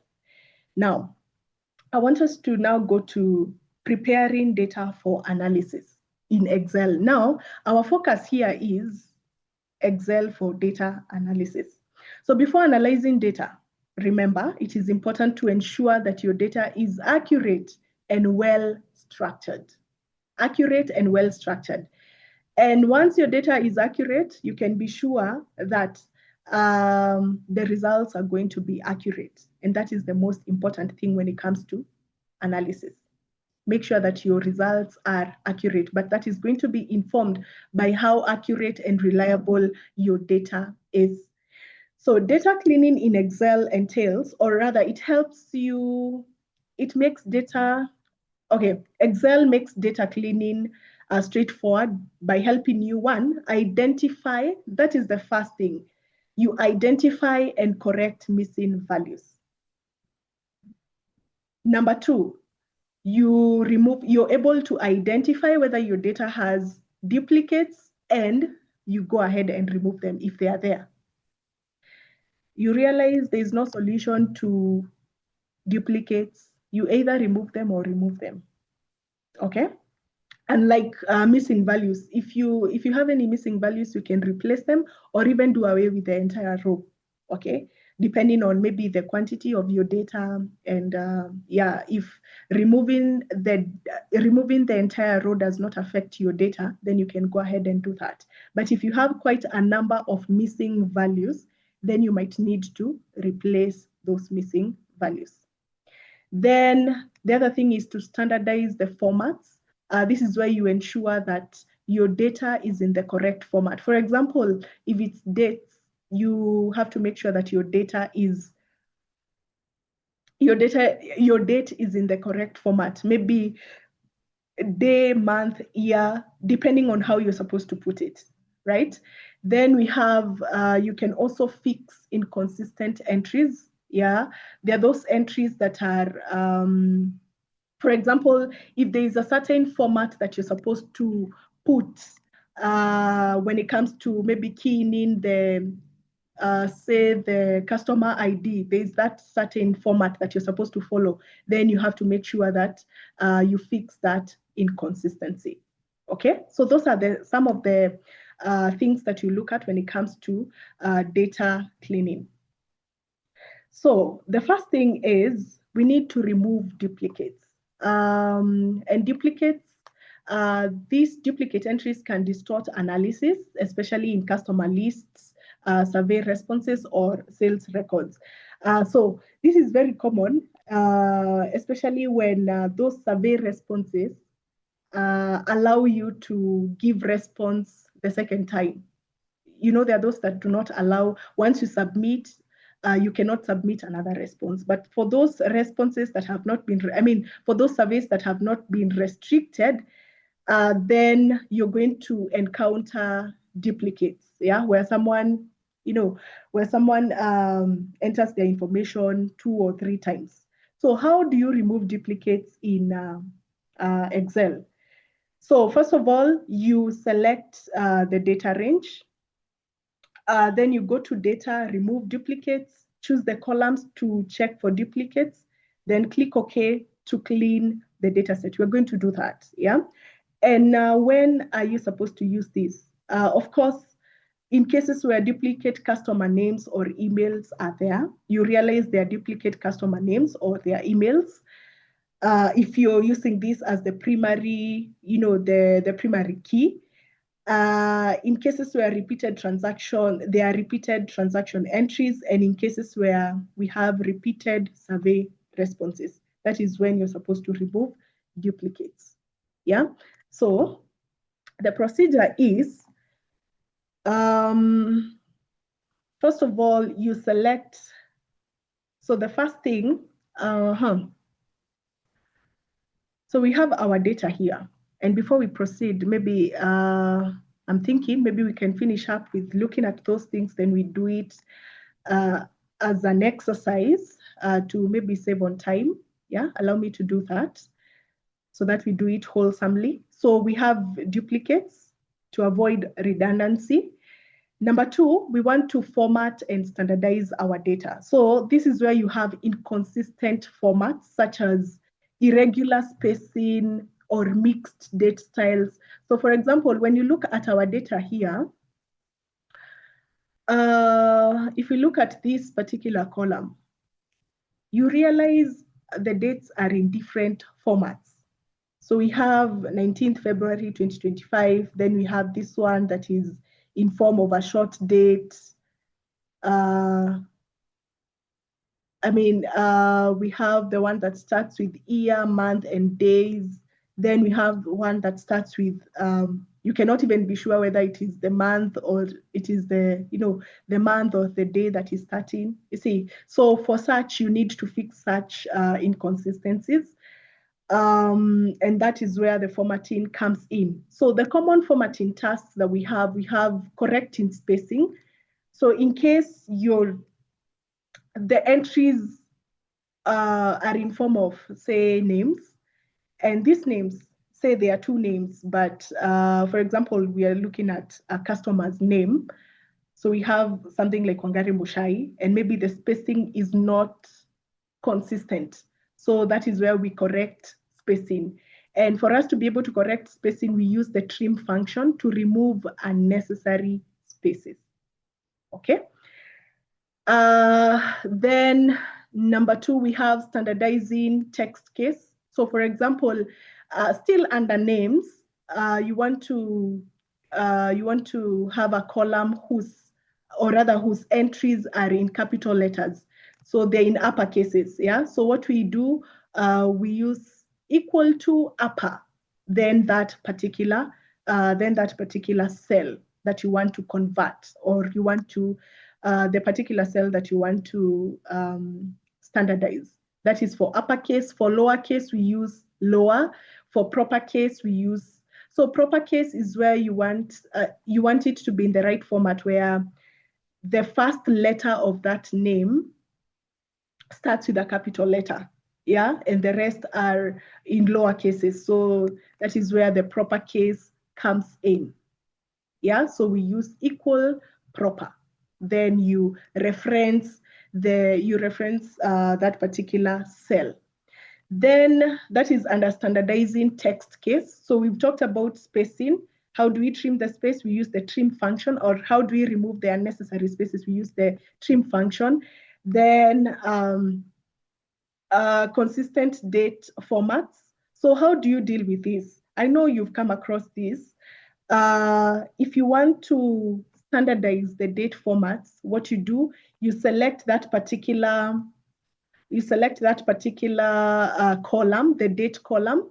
Under home, we have number format. Then under number format, you're going to use, or rather not use, but you're going to select, is it short date or is it long date? This one is going to help keep the dates uniform, okay? So for example, we have this is our date column. So come here. Then we have, it should be here. So this is where we select, how do you want our date? Do we want it as a short date? Do we want it as a long date? How do we want it? We have other number formats. This is where now you can customize. We have those general, number, currency, depending on the type of data that you're dealing with. If it's date, we have that, and we have different formats where you can put your dates in. Then we also have the customized ones, where you want to put your date in a particular format, a customized format. We also have that. Yeah. So that is for correcting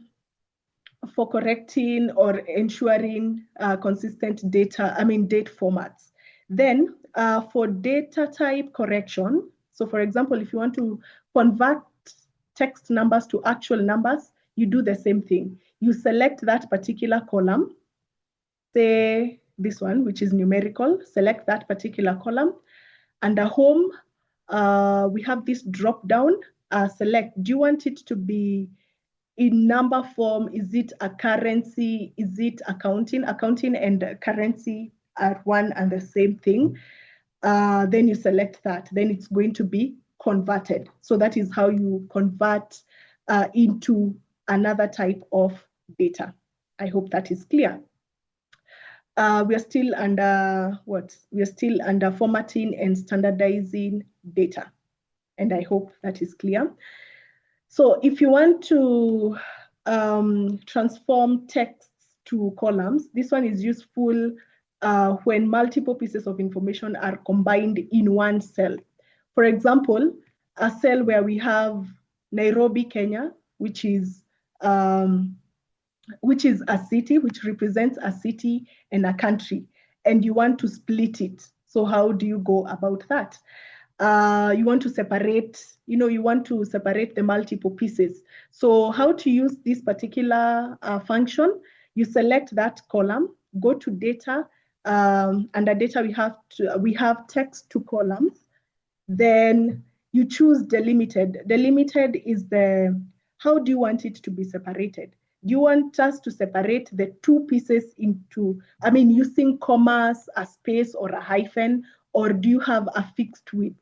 Yeah, then you preview and apply. So something like this.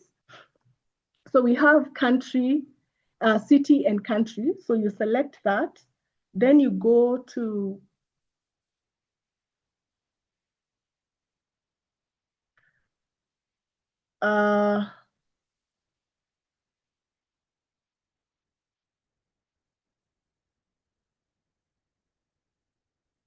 then you go to text, from texts to columns, you select that.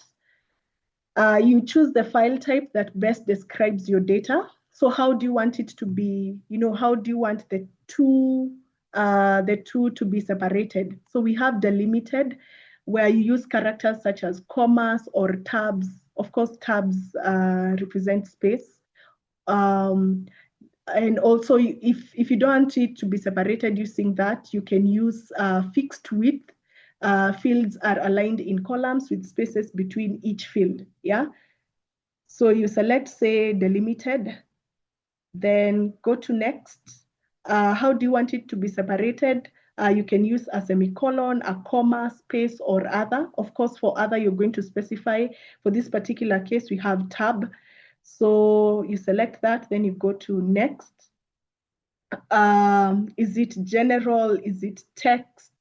Is it a date? If it's a date, you want it to be in this format, date, month, and year, or month, date, and year, or year, month, and date. However you want your format to look like. But for our case here, we can, because it's text type of data, we can have something like that. We can select text, then you finish. So we'll have something like that. So it's going to be applied. Yeah, so that is how you change from texts to columns. This is still under data cleaning in Excel. So you realize, even as you continue, Excel offers those features. Unlike, I'd say, unlike other programming languages or other analytical tools such as Python, where you have to write down you have to do the data cleaning yourself using, scripts. So for Excel, we already have those features in place. You just need to know, what am I supposed to correct and how am I supposed to go about it? Yeah, I hope that is clear. Then we have using filters. So filters help you explore, sort, and clean data by displaying only rows that match certain conditions. Okay, so how do you apply a filter? So you select the header row. We are going to do that. Then you go to data. Under data, we have filter. Then click the drop-down arrows to either sort the data, view only selected values, filter numbers, dates, or text, identify errors or blanks quickly. And examples of what filters help with is showing only missing values, filtering out incorrect entries, sorting records by date or amount. That is using filters. So how do we go about filters? I know for some of you, this is just a refresher, sort of a course. So you select that. Then you go to data. Under data, we have filter, and you realize it's going to give you a drop down for each and every column. So for example, if you want to say, I want to, for example, under region, if you want to check whether you have any missing values or if you have blanks in your data, this is one way of identifying missing values in your data. Okay, so you filter that. So you select the drop down and you realize we have Central, Coast, Nairobi, Nyanza, Rift Valley, Western, and then we have blanks. So you can decide, deselect those ones, then select blanks. Then okay, then it's going to display all entries that have missing values under the region column. Okay, so this is how you identify missing values in one of the ways of how you identify missing values in Excel using filters. I hope that is clear. Yeah, so we have different aspects under filtering, or rather, depending on what you want to check. Maybe you want to check the number of entries of a particular, say, region. So you deselect that, then you select central region, then you're going to get all those details. Yeah. Okay, something like that. If you want to filter out incorrect entries, you can do the same. I hope that is clear.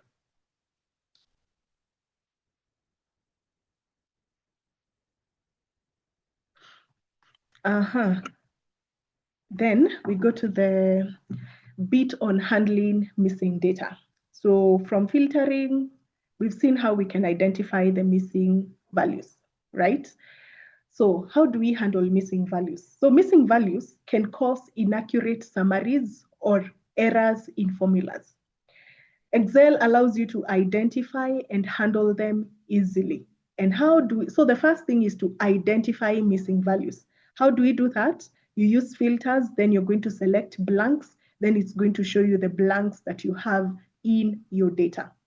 Okay, then how do you handle the missing values? So first of all, you can decide to replace the empty cells with 0. That is the first thing. Number 2, you can decide to replace using not provided.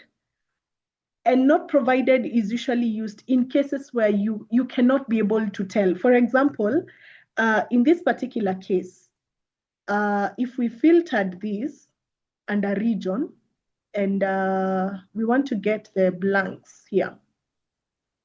So we're going to deselect everything and remain with blanks.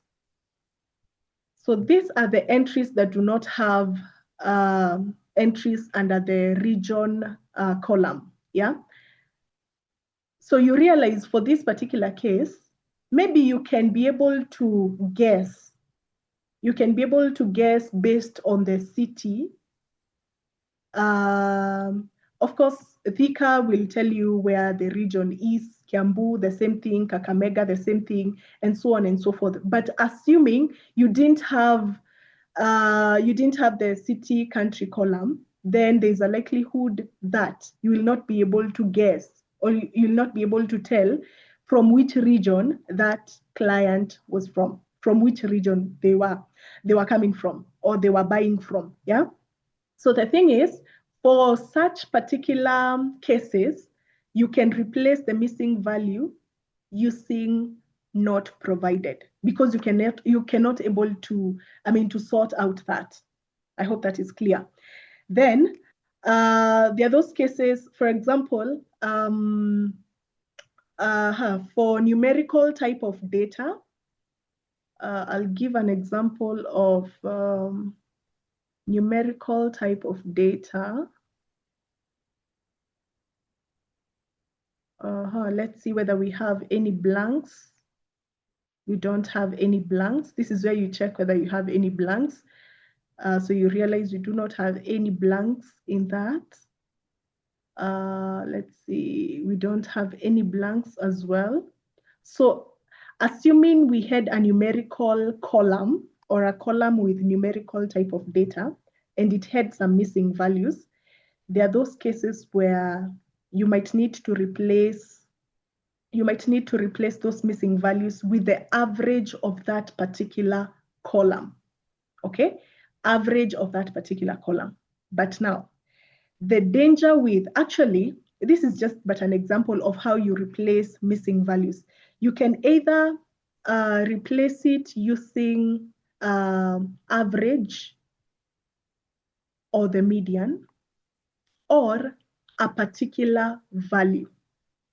So you're told, in case you have any missing value in this particular column, you can replace it using maybe something like 5. There is that standard, depending on the kind of analysis again, and of course the organization, and of course If it's dependent on the organization, then we have different aspects that we look at. But it is advised statistically, analytically, or when you're doing your data analysis, it is advised that you replace using median and not average. You replace using median and not average. Who can give a guess? Why are you supposed to, why is median preferred and not average? Why is median preferred and not mean? Yes, can I try? Yes, please. Okay. The reason why it is not advisable to use the average or mean is if you got outliers in the data, the mean will tend to be high than it is supposed to. Okay, that is true. Thank you so much. Now, the reason as to why average is not the most appropriate replacement of missing values is because mean is usually affected by outliers. And what are outliers? Outliers are numbers that do not lie within the range, the standard range of a particular, say, a particular column. So for example, I'll give you an example of when you look at, this is just an example, it might not be the best, but when you look at the range of this particular column, you realize we have 1, 2, 3, 4, 5. So the range is between 1 and 5. That is where our values are ranging, right? So assuming you get an entry whose quantity is, say, 100. So that is to mean that is way beyond our range. When you look at the standard range is between 1 and 5. But now we have something like 100, yeah? So if you were to calculate the average of that, you realize the 100 there is going to make the mean go higher, yet that is not the standard range, okay? Or in cases where we have a number that is way too smaller compared to the values, compared to the range that we have. So that is why it is not advised that you use average, because it's going to be affected by outliers, whether a small value or a large value. I hope that is clear. So the best way of replacing missing values is using median. Median is not affected by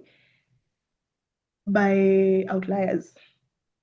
Median is the number in the middle.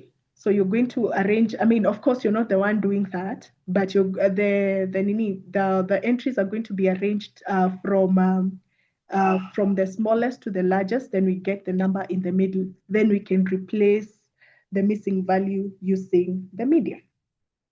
I hope that is clear. So you can either replace it with a 0 or not provided for those cases that you cannot give a guess or you cannot replace using a certain value. And the most recommended one is replacing using the median of that particular column. Yes, Priscilla? Thank you very much. I think my issue is with replacing with the 0. Yeah. So for the same reason that you're saying, if you replace with a value that is the mean, if you replace with a 0 and you have very huge figures, won't it also distort you want it to be an outlier? So for example, in the example where you're having thousands, figures in the thousands, and then you put a 0 and conduct your analysis. I'm tending to think that will also really affect your results. Yes, that is so true. So this one applies in, assuming we have different organizations and they have different ways of doing their analysis. So there are those people that would, or rather, there are those organizations, depending on the analysis that they're doing, they prefer replace that missing value using a zero. And you're going to, most times in cases where the range is not as big or where the data has already been standardized, yeah, it has been standardized and it ranges between maybe 0 and 1. So in that particular case, when you replace your data, the missing value as 0, then it's going to be within the range. Okay, but now that is not the way to go. The best way to go, especially when you're dealing with numerical type of data, use median. I hope that is well understood. Now that is you replace the empty cells. The other way of handling missing values, this is where you delete the unnecessary blank rows. But then the danger with this is, or rather, when you're doing this, you have to be careful. First of all, you have to make sure the data will not be affected when you delete the unnecessary blank rows. Okay? Because assuming you have 15 entries, and you have 2 rows with missing values, then that is to mean we're going to have 13 entries. And since 13 is not too much, so that is to mean the 2 entries that you're going to delete, they might affect your analysis or the results of that particular analysis. So this one is not applicable in all situations. It's only applicable when the data is too huge such that deleting 2 or 3 rows will not affect the analysis. Okay, but if you're dealing with data that is not as massive, then you might need to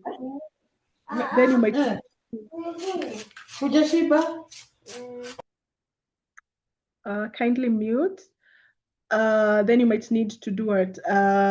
You might need to replace the missing values. So the other way of replacing missing values is to fill down or fill up. This is where you populate missing repeated values. So the normal way of filling, the way you usually fill in data or entries in Excel. But of course, this is not advisable.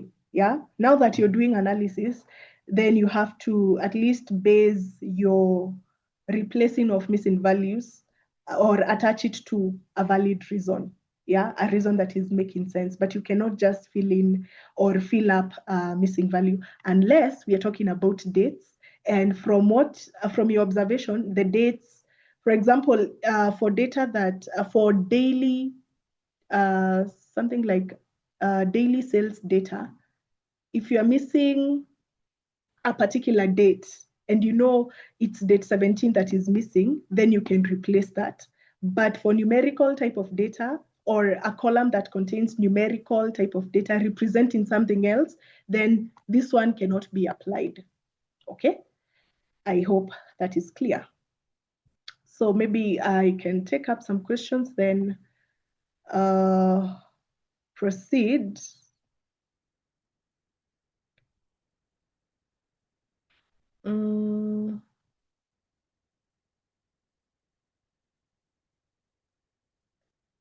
Okay, let me see.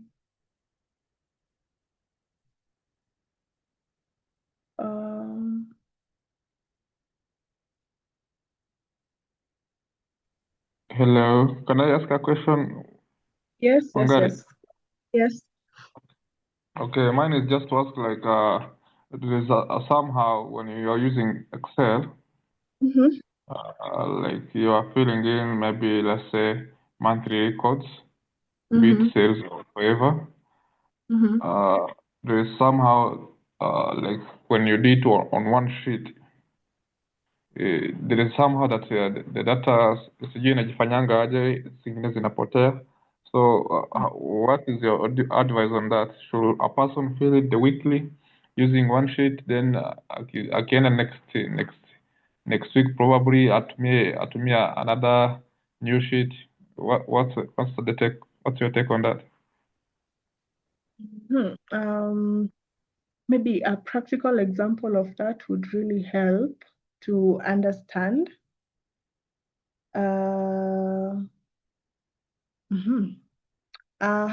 Can you maybe reach out after class, maybe we can see whether we can do a practical example just to understand what you mean. Is that okay? It's okay. So I can see, so what do you do when analyzing and you have missing values? I think we've sorted that out. First of all, you've said you need to identify the missing values, whether you have missing values. That is so basic. That is something that you cannot skip when it comes to cleaning your data. Then how do you replace it? It depends on the type of data, but if you're dealing with numerical data, again, median is the best. Yeah, the median of that particular column. That is what you use because it's not going to be affected by outliers. Hello?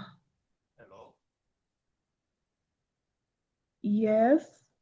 Okay. I was just like concerned about the issue of handling the data. So we have several other methods that includes regression model method, and also we have a method that is common in ANOVA that is mostly to be pooling, whereby you consider the upper value, the lower value. So there's a process that occurs, and then you replace the missing values. So yeah, how can you comment about these other methods of replacing the data? Okay, so as I said earlier, you see, in our case here, we are dealing with Excel, and now these are the methods that are usually used in Excel. You realize, as you're saying, we have different ways of replacing missing values depending on the tool that you're using. For example, when it comes to Python, we have the different ways of imputing. As you're saying, when it comes to ANOVA, and I think ANOVA is when you're using Stata, that's when you can, ANOVA comes in. We have different ways of doing that. So one thing, when it comes to replacing missing values, it depends on the kind of analysis that you're doing, because for our case here, and I think when it comes to other tools, we are going to see how we go about the different methods of replacing missing values. So it is basically dependent on the type of analysis you're doing or the type of task that you're doing. And of course, the type of analysis will narrow down to which tool are you using. So if it's the regression bit, if it's ANOVA, there's a way you're supposed to replace that. Yeah. So that is what I'd say. But at the moment, because we are using Excel, our focus is Excel. That is why we are using these simple or the basic methods of replacing missing values. Is that okay? It's okay. It's clear. Okay. I'd seen someone else who had lifted their hand. Esdras? Okay, you have already had on my case, sorry. Okay. Sawa. So we have a task here. Hello, madam. Yes. Good evening. Good evening to you. Mine isn't a question, but a concern. Yes. We were unable to join this Zoom because I think the number was limited. Still, some of my colleagues are locked up at in the Google Meet. Around 25 now. So maybe going forward, you'll have to put the right plan in place. If you are to join Zoom, maybe you could increase the number. And again, whatever thing that you've taught today, you've missed out. So maybe if you can share it out, the slides through WhatsApp pages or email or even the recordings, we really appreciate. And maybe as for tomorrow and the day after, this kind of confusion has to be minimized. Thank you. All right, thank you. I'm really sorry about that. I'm sure this is going to be sorted out by the admin. They've had you. And again, sincere apologies for that. So I'm going to share these materials so that you're able to go through them. And also tomorrow I'll do a recap of what we've covered today. So yeah. you're going to be sorted. And sorry about that. Now, we had some, there's a practical example here of how we're supposed to remove duplicates, standardize our data. You realize the data that we have here, it wasn't clean. Of course, you can tell from how it looks. We have missing values. We have our data which is inconsistent. But because of time, and I understand that we started a little bit late, but in the interest of time, we're going to cover this. We're going to do this practical example together with the descriptive analytics part so that we do a practical session of everything. Then tomorrow we'll see how we work around doing a little bit of reading and a little bit of practicals. The reason I'm doing this is because I understand there are people who are so green in data analytics, so I have to explain for them to understand. Then we do a practical example. I hope that is clear.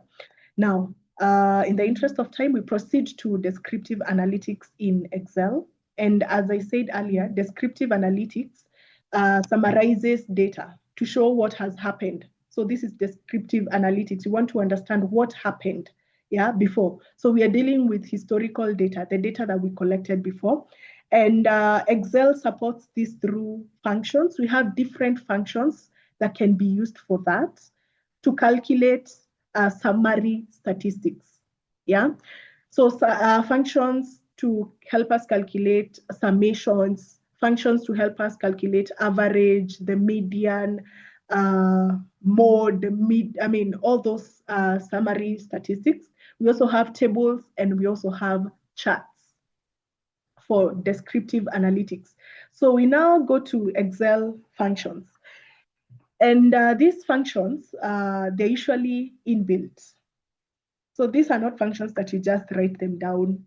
They are already there. So you just need to know where am I, the function is already there. What am I supposed to calculate? What columns am I supposed to use? Or what entries am I supposed to use? So that is the best thing with Excel functions. And these foundational functions are essential for anyone starting in data analysis, and they include sum. So this one, of course, I'm sure we are all familiar with what sum is, and sum is used for adding numbers. So the sum function adds up a range of numbers. So the syntax is, of course, anytime you're using Excel and you want to use a function, you have to start using, you have to start by having equal sign or addition sign, but the most appropriate is equal sign. So equal to, then you write down the formula. So for example, I'm going to do this. So I have another version of cleaned data. So of course, this one, we're going to deal with numerical data. And if we want to do summation, so what I do, I come here and write something like total sales. So total sales, and at this, I'm going to have equal sign. What do I want to calculate? Sum. I select that. So you realize we have very many functions in, very many functions in Excel, but you want to calculate sum. So you just double click that. Then this is where you input the range. We want to get summation of this entire column. So you drop down for it to pick the range that you want to calculate its sum.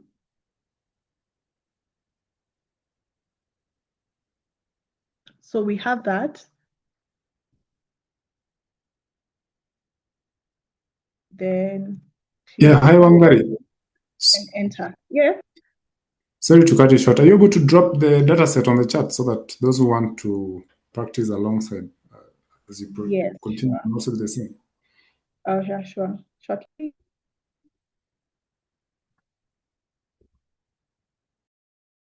People requesting for it. So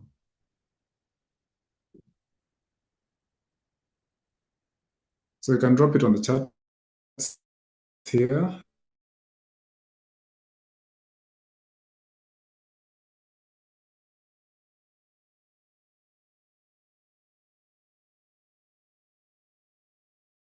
I'll also share the same on the WhatsApp group for those who are in the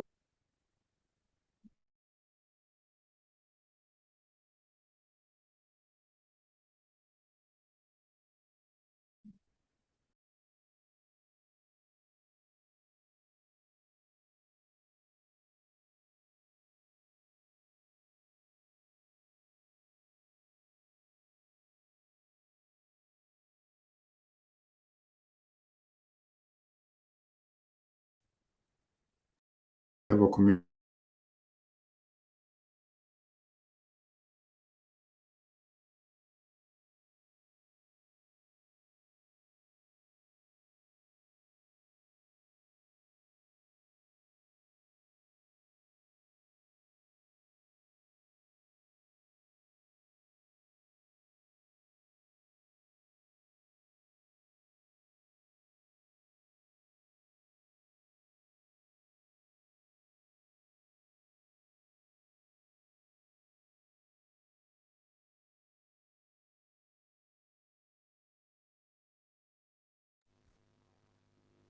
You're unmuted. We can't get you.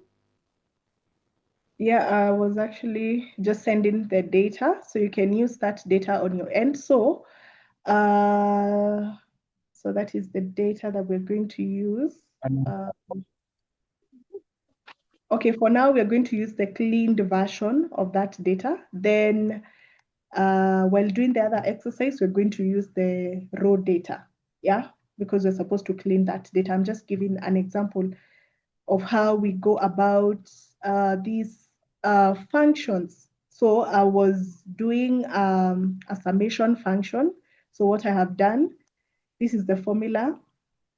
So of course, equal sign, then you type in sum, then you're going to see that selection. When you select sum, it's going to, you're supposed to now input the range of numbers. What do you want to add? From what number to what number? From what cell to what cell? Okay, so that is what you do under summation. I'm sure you are familiar with that. So that is for summation. Then we have average. Average is used for, or rather in calculating the mean of a list of numbers. And it's the same thing. So you just need, what you need to understand when it comes to functions in Excel is just to understand if it's average, what function, what is the name of that particular function. So the function is average. So what you do, you come here, say, okay, let me see. So for example, if I want to calculate the average of this particular column, I'm going to have equal to, then average. I type in average, and I'm going to get, then you just select the range of numbers in that particular column, then enter. Then this is the mean of that particular column. And that is how you go about average. So these are just summary statistics, yeah? Now, maybe something that I forgot to mention, summary statistics or descriptive statistics, they give us, okay, when you're doing EDA, exploratory data analysis, when you're exploring your data, you want to get a summary of your data. You just want to understand, what does your data entail? And most times, these summary statistical functions are the things that we use for describing our data, or for when it comes to descriptive analytics, these are the summary statistical functions are the ones that we use. So for example, just giving, if I'm to give a summary of this data, I'll start by saying the total sales of this particular product was this, and this, while the average sales were this, and this. How many products did we sell? Now we go to count. We want to count the number of products that we had or the number of sales that we had using the count function. My point is, when it comes to descriptive analysis, Ukisikia tu nimefungua mlango. could you kindly mute? Thank you. When it comes to descriptive analysis, we are simply giving the summary of our data. I hope that is clear.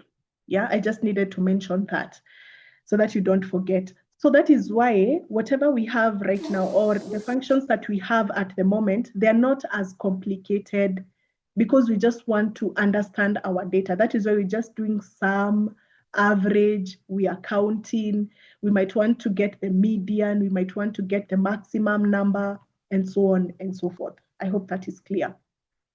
So we have count, and count function counts how many cells contain numbers.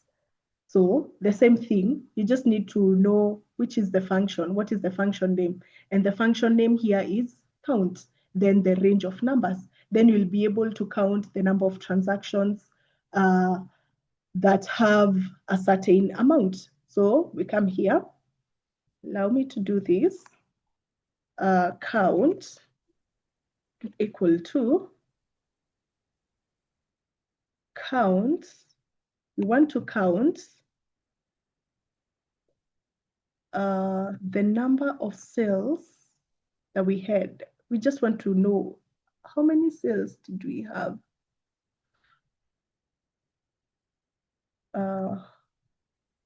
That is, so we had 200 cells. So it has just counted the number of entries that we had. I hope that is clear.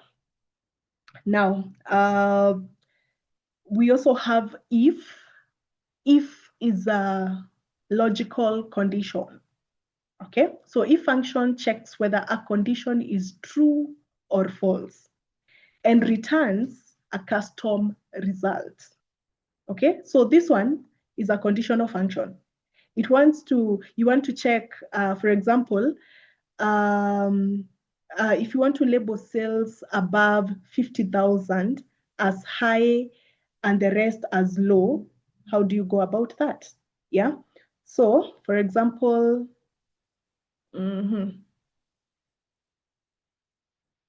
you want to, so you want to know, so we are going to use the total amount column. So we want to tell, or rather we want to introduce, to have another column that is supposed to tell us, or rather that is supposed to show whether the sales were above 50,000 and 50,000, if they were above 50,000, then they are supposed to be labeled as high. And if they do not meet this condition, then they are going to be labeled as low. I hope that is clear. Yeah. So this one is usually applicable. Remember, we are still under, this is under what? This is under descriptive analysis. And we want to, for example, if you want to come up with levels in terms of, or categories, we want to tell, is it high or is it low? Yeah, something like that. Was this sale high or is it categorized as low? So that is where the logical conditions come in. Now what we do, I'll just give an example. So what we do, we're going to insert a new column here. And this new column, we're going to give it the name. I'm looking for a name that we can give, say amount underscore levels. So we want to know, was it high or is it low? So any figure that is below, or rather, the threshold here is 50,000. If it is above 50,000, it's going to be recorded as high. If it's below 50,000, it's going to be recorded as low. So we do this. So equal to, our condition is if. So I want you to look at this. If, what is the logical test? So that is where we have our threshold. Yeah. So if this particular figure, say if that particular number is greater than, say we can give it a 40,000, then what do? We give it a high. And if it doesn't satisfy that, then it's going to be a low. Then you close the bracket. Okay, let me see.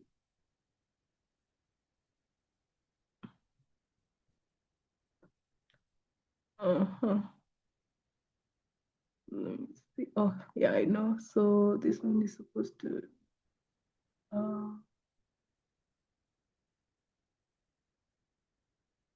allow. So that is to mean, so the condition here is, so this is the condition.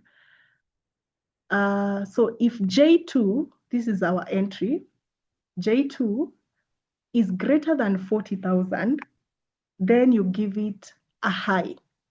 If it doesn't satisfy this condition, you give it a low. And because our J2 here is 3,000, which is not, of course, it doesn't, 3,000 is less than 40,000. So that is to mean it doesn't satisfy this condition. And that is why it has been labeled as low.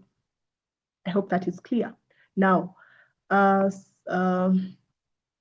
okay, let's see, it should be, the condition here should be 40,000. So what we do, we fill up the entire column with that. So that is to mean that formula is going to be applied in the entire column. So when you come here, so you realize J3, which is 240,000, is greater than 40,000, then it should be labeled as high. The same thing for the rest. I hope that is clear. So that is a conditional, conditional function. So you just need to understand what is the condition. The condition there is the threshold. Is it greater than 40,000? The 40,000 there is the threshold. Then if it satisfies the condition, the first thing is the value if true, then it's going to take value if false. What is the value if, yeah, something like that. I hope that is clear. Are we together up to that point? Are we together? Yes. Yes. Okay. So great.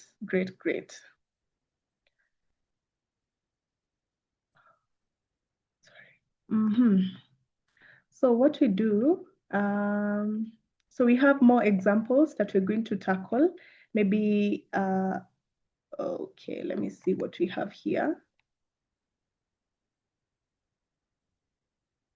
So we have that, and I've seen there's there's a question I've seen, someone who was suggesting, what if we give it like 3 options, 3 levels?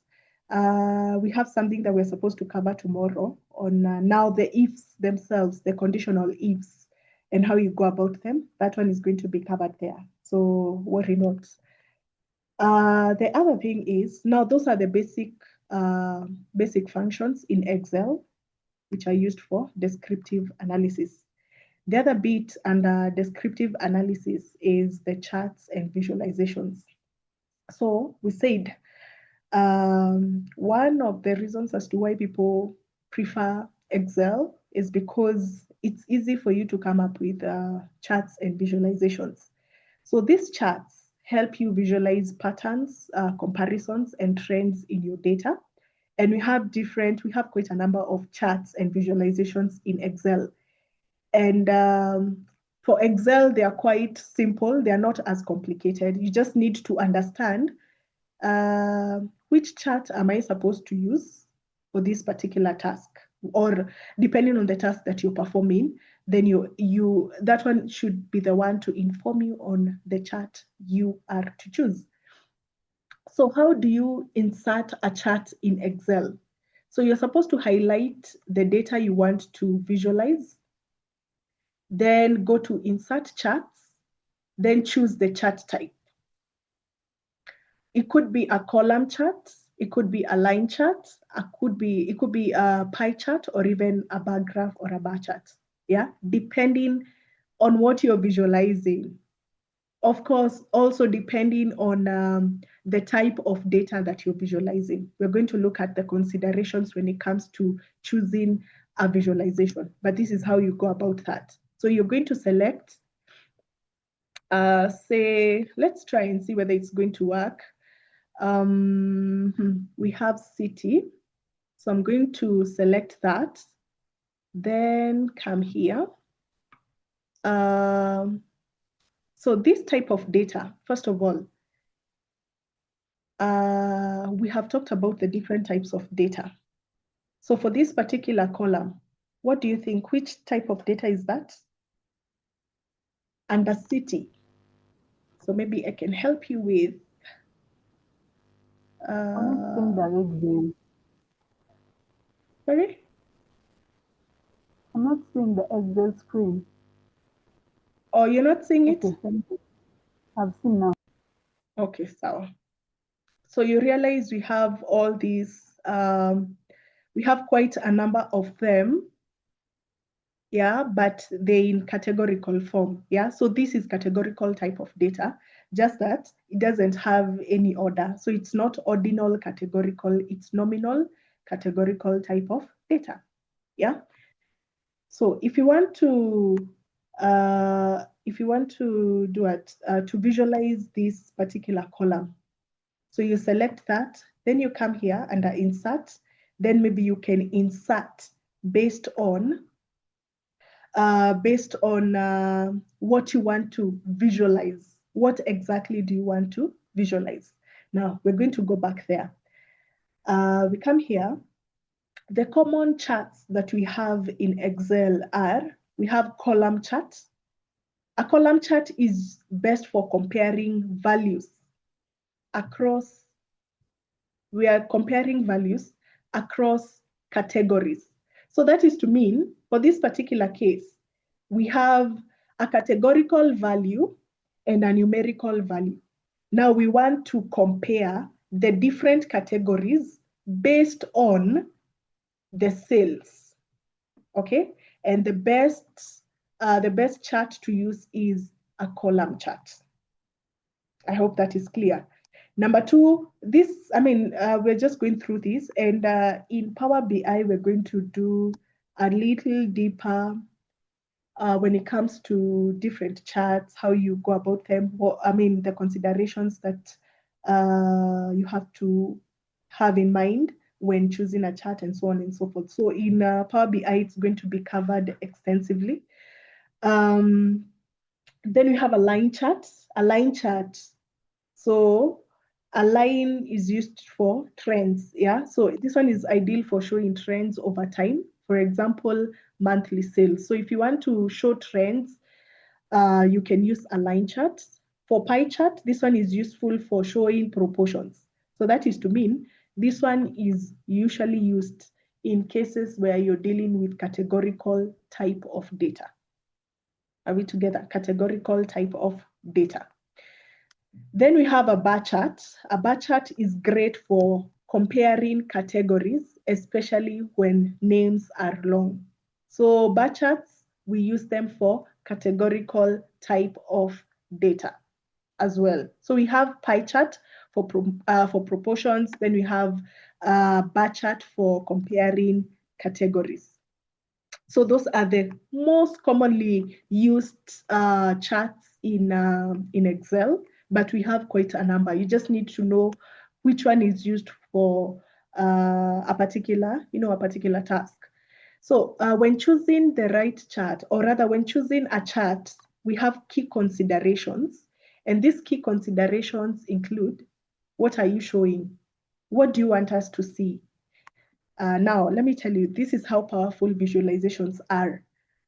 In most institutions, they usually use dashboards to tell stories about data. You cannot go to, you cannot present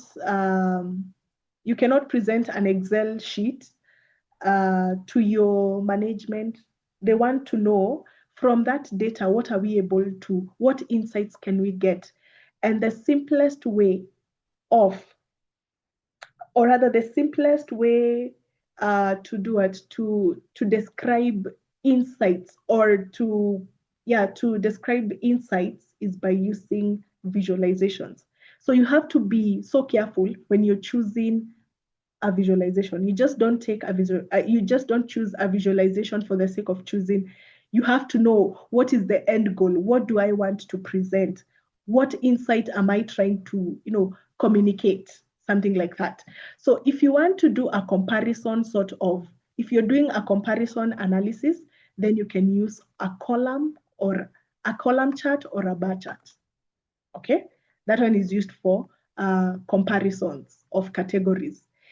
If you want to show trends, you want us to know this has been the trend of sales this particular year, then you can use a line chart.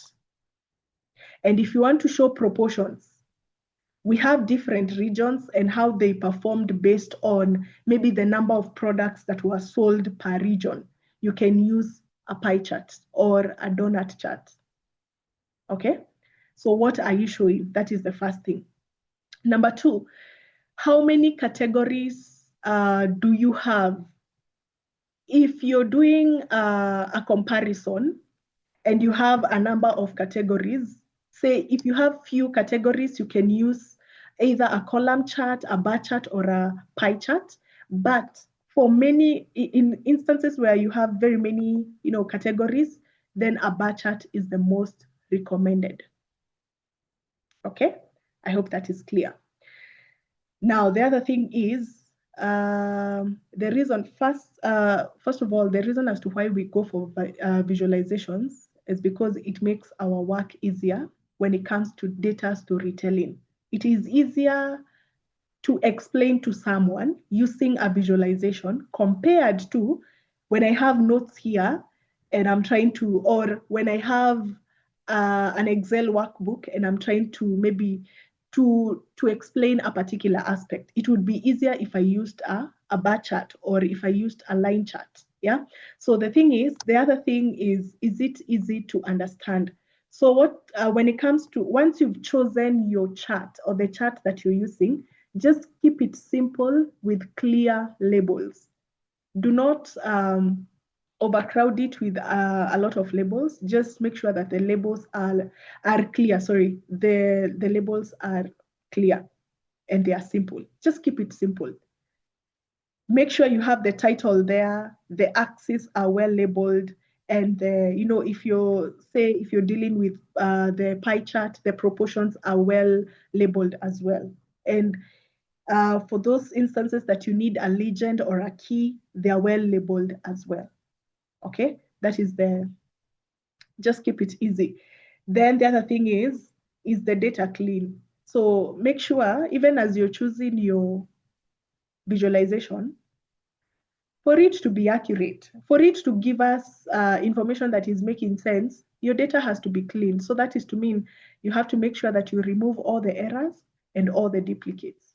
Yeah, because assuming if your data set is not as huge, it has only 15 entries, and maybe in those 15 entries, we have 5 categories in a certain, say, column, a region column, or a column that has regions. And maybe we have 3 of the rows are missing. Then you see, we're going to be misinformed because we do not have, we're going to be misinformed because there is something that is lacking. So the thing is, it is important for you to make sure that your data is clean, make sure that You do not have errors and you do not have any duplicates. I hope that is clear. I hope that is clear. That is how those are the considerations that you have to put in mind when it comes to choosing the right charts. Are we okay up to that point? Yes. Good. Maybe we only have 11 minutes to go.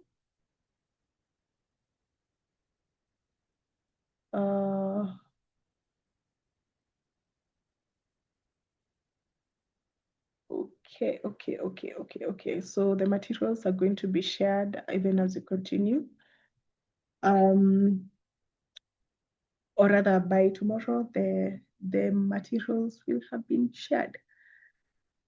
So we have an exercise here.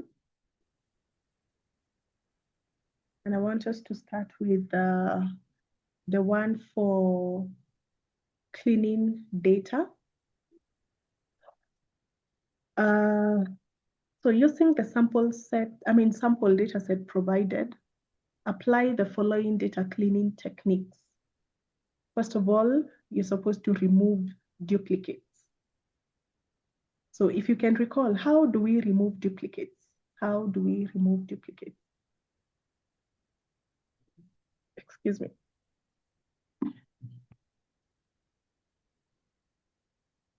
Anyone who can remember how? Okay, that is going to be shared.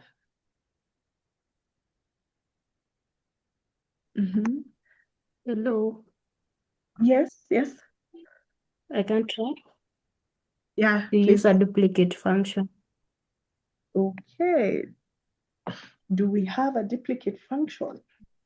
So maybe we can do a practical example of that, and maybe just going back to what we covered here. So how do we remove duplicates? So duplicates, you just need to select the data. Then you just need to select the data range. Where do you want to remove your data? Is it the duplicate, is it the entire data set, or is it a particular column? Yeah. Or is it, you just need to select that data range, then go to data and remove duplicates. There's a function for remove duplicates. Then they choose the columns to check for duplicate values. So that is what we're going to do. So we have our data here. I want us to select the entire data. So select all, that is Control A. Then go to data. And should be somewhere here.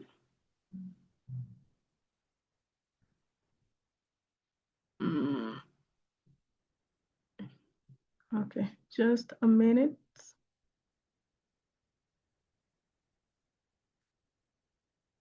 Just a minute. Let me sort something. A minute. Just a minute.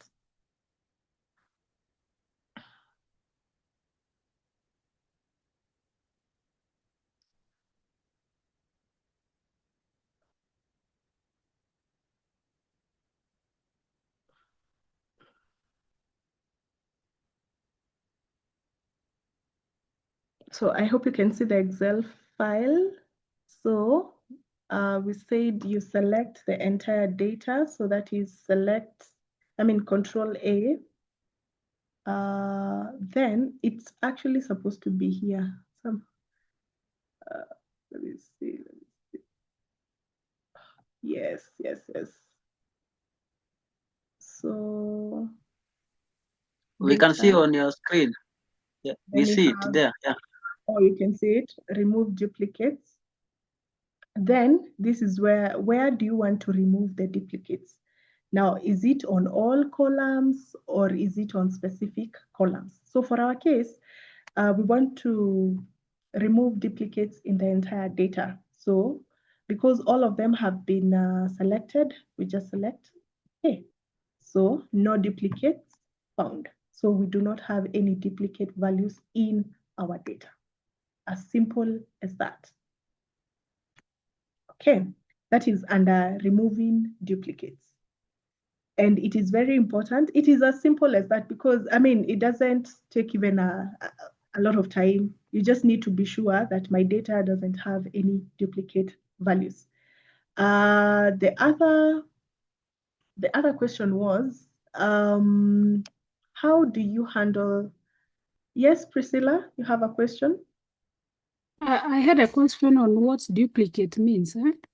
Yeah. So what if I had maybe a number of entries and then some of them have similar values? You know, maybe I have 10 entries and it's height. And then I have people who have like 5.3 and it's like 4 of them. Is that what we call duplicate or what is duplicate data? No, now duplicate, thank you for asking that question.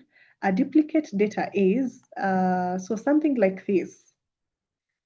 So I want to have this row, not insert, but copy this row and paste it here. So duplicate values or not, okay, duplicate values are, in this particular case, they are rows that have identical information. So you realize this has been duplicated. This particular row has been duplicated such that even the key, what are they called? The primary keys, something like order ID or the full name, those things that are supposed to be unique, they have been repeated. So that is what we have duplicate values. Like the entire row is similar to another entire row. They have the same details. So if we have something like this, we want to make sure that we do not have a row that has been repeated.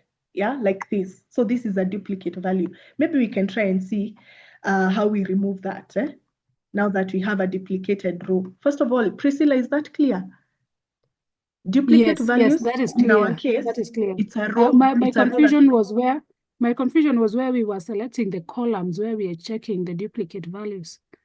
Okay. So, yeah. So I think for that case, it depends on, it's going to depend on the kind of data that you're dealing with. And let me just think through an example, then give you an example of that. But then in the meantime, maybe we can try and do and remove duplicates here. So select all. For our case, we want to remove duplicates in the entire data set. Then under data, remove duplicates.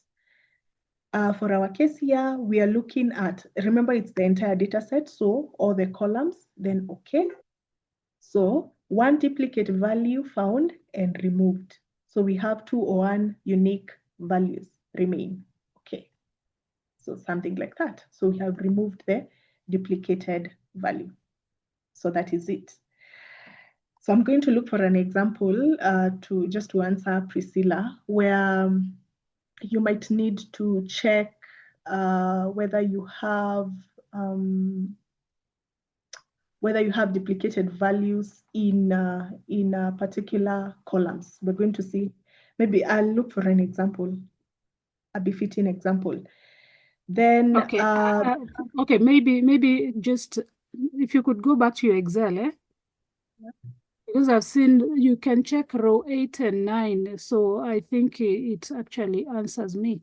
Because row 8 and 9, when you look at the unit price, they're both 27,000 and they've not been marked as duplicate values. So that's what I was asking.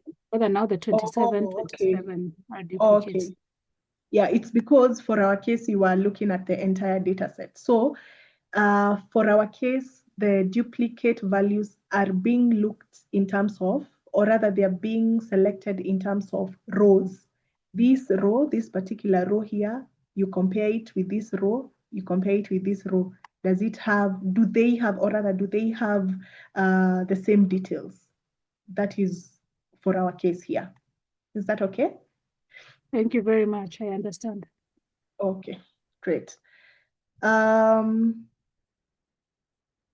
the other, we have standardizing text formatting.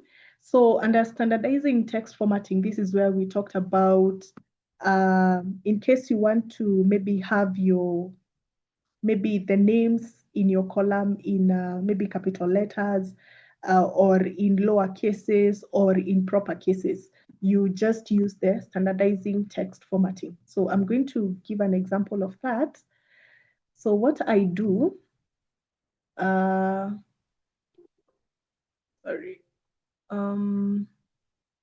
so we are looking at the full name column.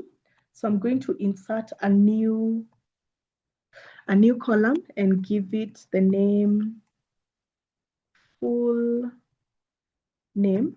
You realize it doesn't have the underscore like this one. Yeah. So full name. So I want equal to, maybe we can do examples for all of them, the three of them. So for uppercase, if you want the names to be in capital letters, you select uppercase, then select the text, then close the brackets, then we'll have something like that. And for it to be applied in the entire column, you just fill up. Then it's going to be something like that. So if I want to have lowercase, I just select that, enter, then do the same thing, apply the formula, and we have something like that. If you want to apply, if you want to have it in proper, we say the first name in capital letters, then the rest of the letters in small letters, so proper. Okay, so we'll have something like that, as simple as that. And we have something like that. Then maybe you can do away with this particular column. You delete it now, once you're done. But now you realize it was dependent on, because the formulas are from this, then if you delete it, it's going to give you that error. Okay, then we're going to solve that error tomorrow. So allow me to, I know we haven't done a lot on the practicals bit, so we are going to sort this out tomorrow. And this other exercise, what is it called? This exercise here, where we're supposed to now calculate the total sales using sum, the average sales using average, count the sales records, create a new column that labels amounts 50,000. We have done something like that. And maybe the remaining bit is on now the charts bit. And we're going to handle this tomorrow because we're going to do advanced analytics in Excel. So I think we've come to the end of our session today. Unless you have a burning question that cannot be answered tomorrow, in the interest of time, allow me to end the class here. So we meet tomorrow at 5:30. I'm sure the details are going to be shared. We have a WhatsApp group. Maybe you can share your, there's some, the admin has shared the link to the WhatsApp group. You can join the WhatsApp group and communication will be made from there. Yeah. So Maria, you have a question? Mary? Yes, Mary?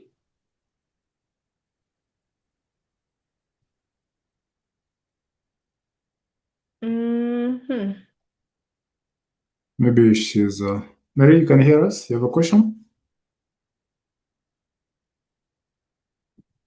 All right. Anybody else with any burning question that we need to answer today before we set for tomorrow? An attendance. Sorry, come again? Is there an attendance list? Yes, there is. It's been shared here, but we will also share it on the group. Also, just to repeat, I said it was already shared here. You can check through the chat, you'll find it. But again, we will share it on the group. Okay, we'll share Yes. it in the group then. Okay. Yes. So thanks a lot. Yeah, Thank you very much. kindly share the WhatsApp group. Kindly share the link for the WhatsApp group, please. All right. We'll share that as well. It's already on the chat, but we'll also drop the links again. So thanks a lot, Wangari Mushai, for that detailed, take through on data analysis. Today was just an introduction, so I believe we're getting even more technical and more advanced in whatever we are looking at. So we really appreciate you for that. And we also appreciate all of us who've been able to join and stayed through up to this moment. Unfortunately, we had some issues at the start. We were not able to host so many on the other platforms, so we had to shift onto this other one. And so, yeah, we appreciate your patience and staying through and even your understanding throughout this particular session. And we're hoping that tomorrow we shall be able to, save on more time.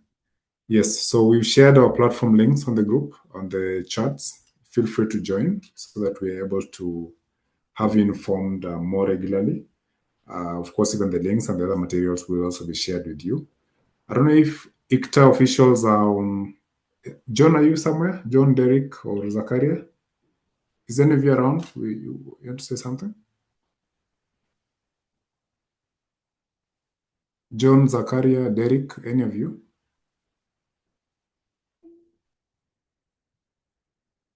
All right, so fine. Thanks a lot, Wangari. Thanks a lot, everyone. If there's no burning question, let's meet again tomorrow. We'll join the same. Sorry? When I was trying to join, I noticed that the room is full because that's something Zoom does.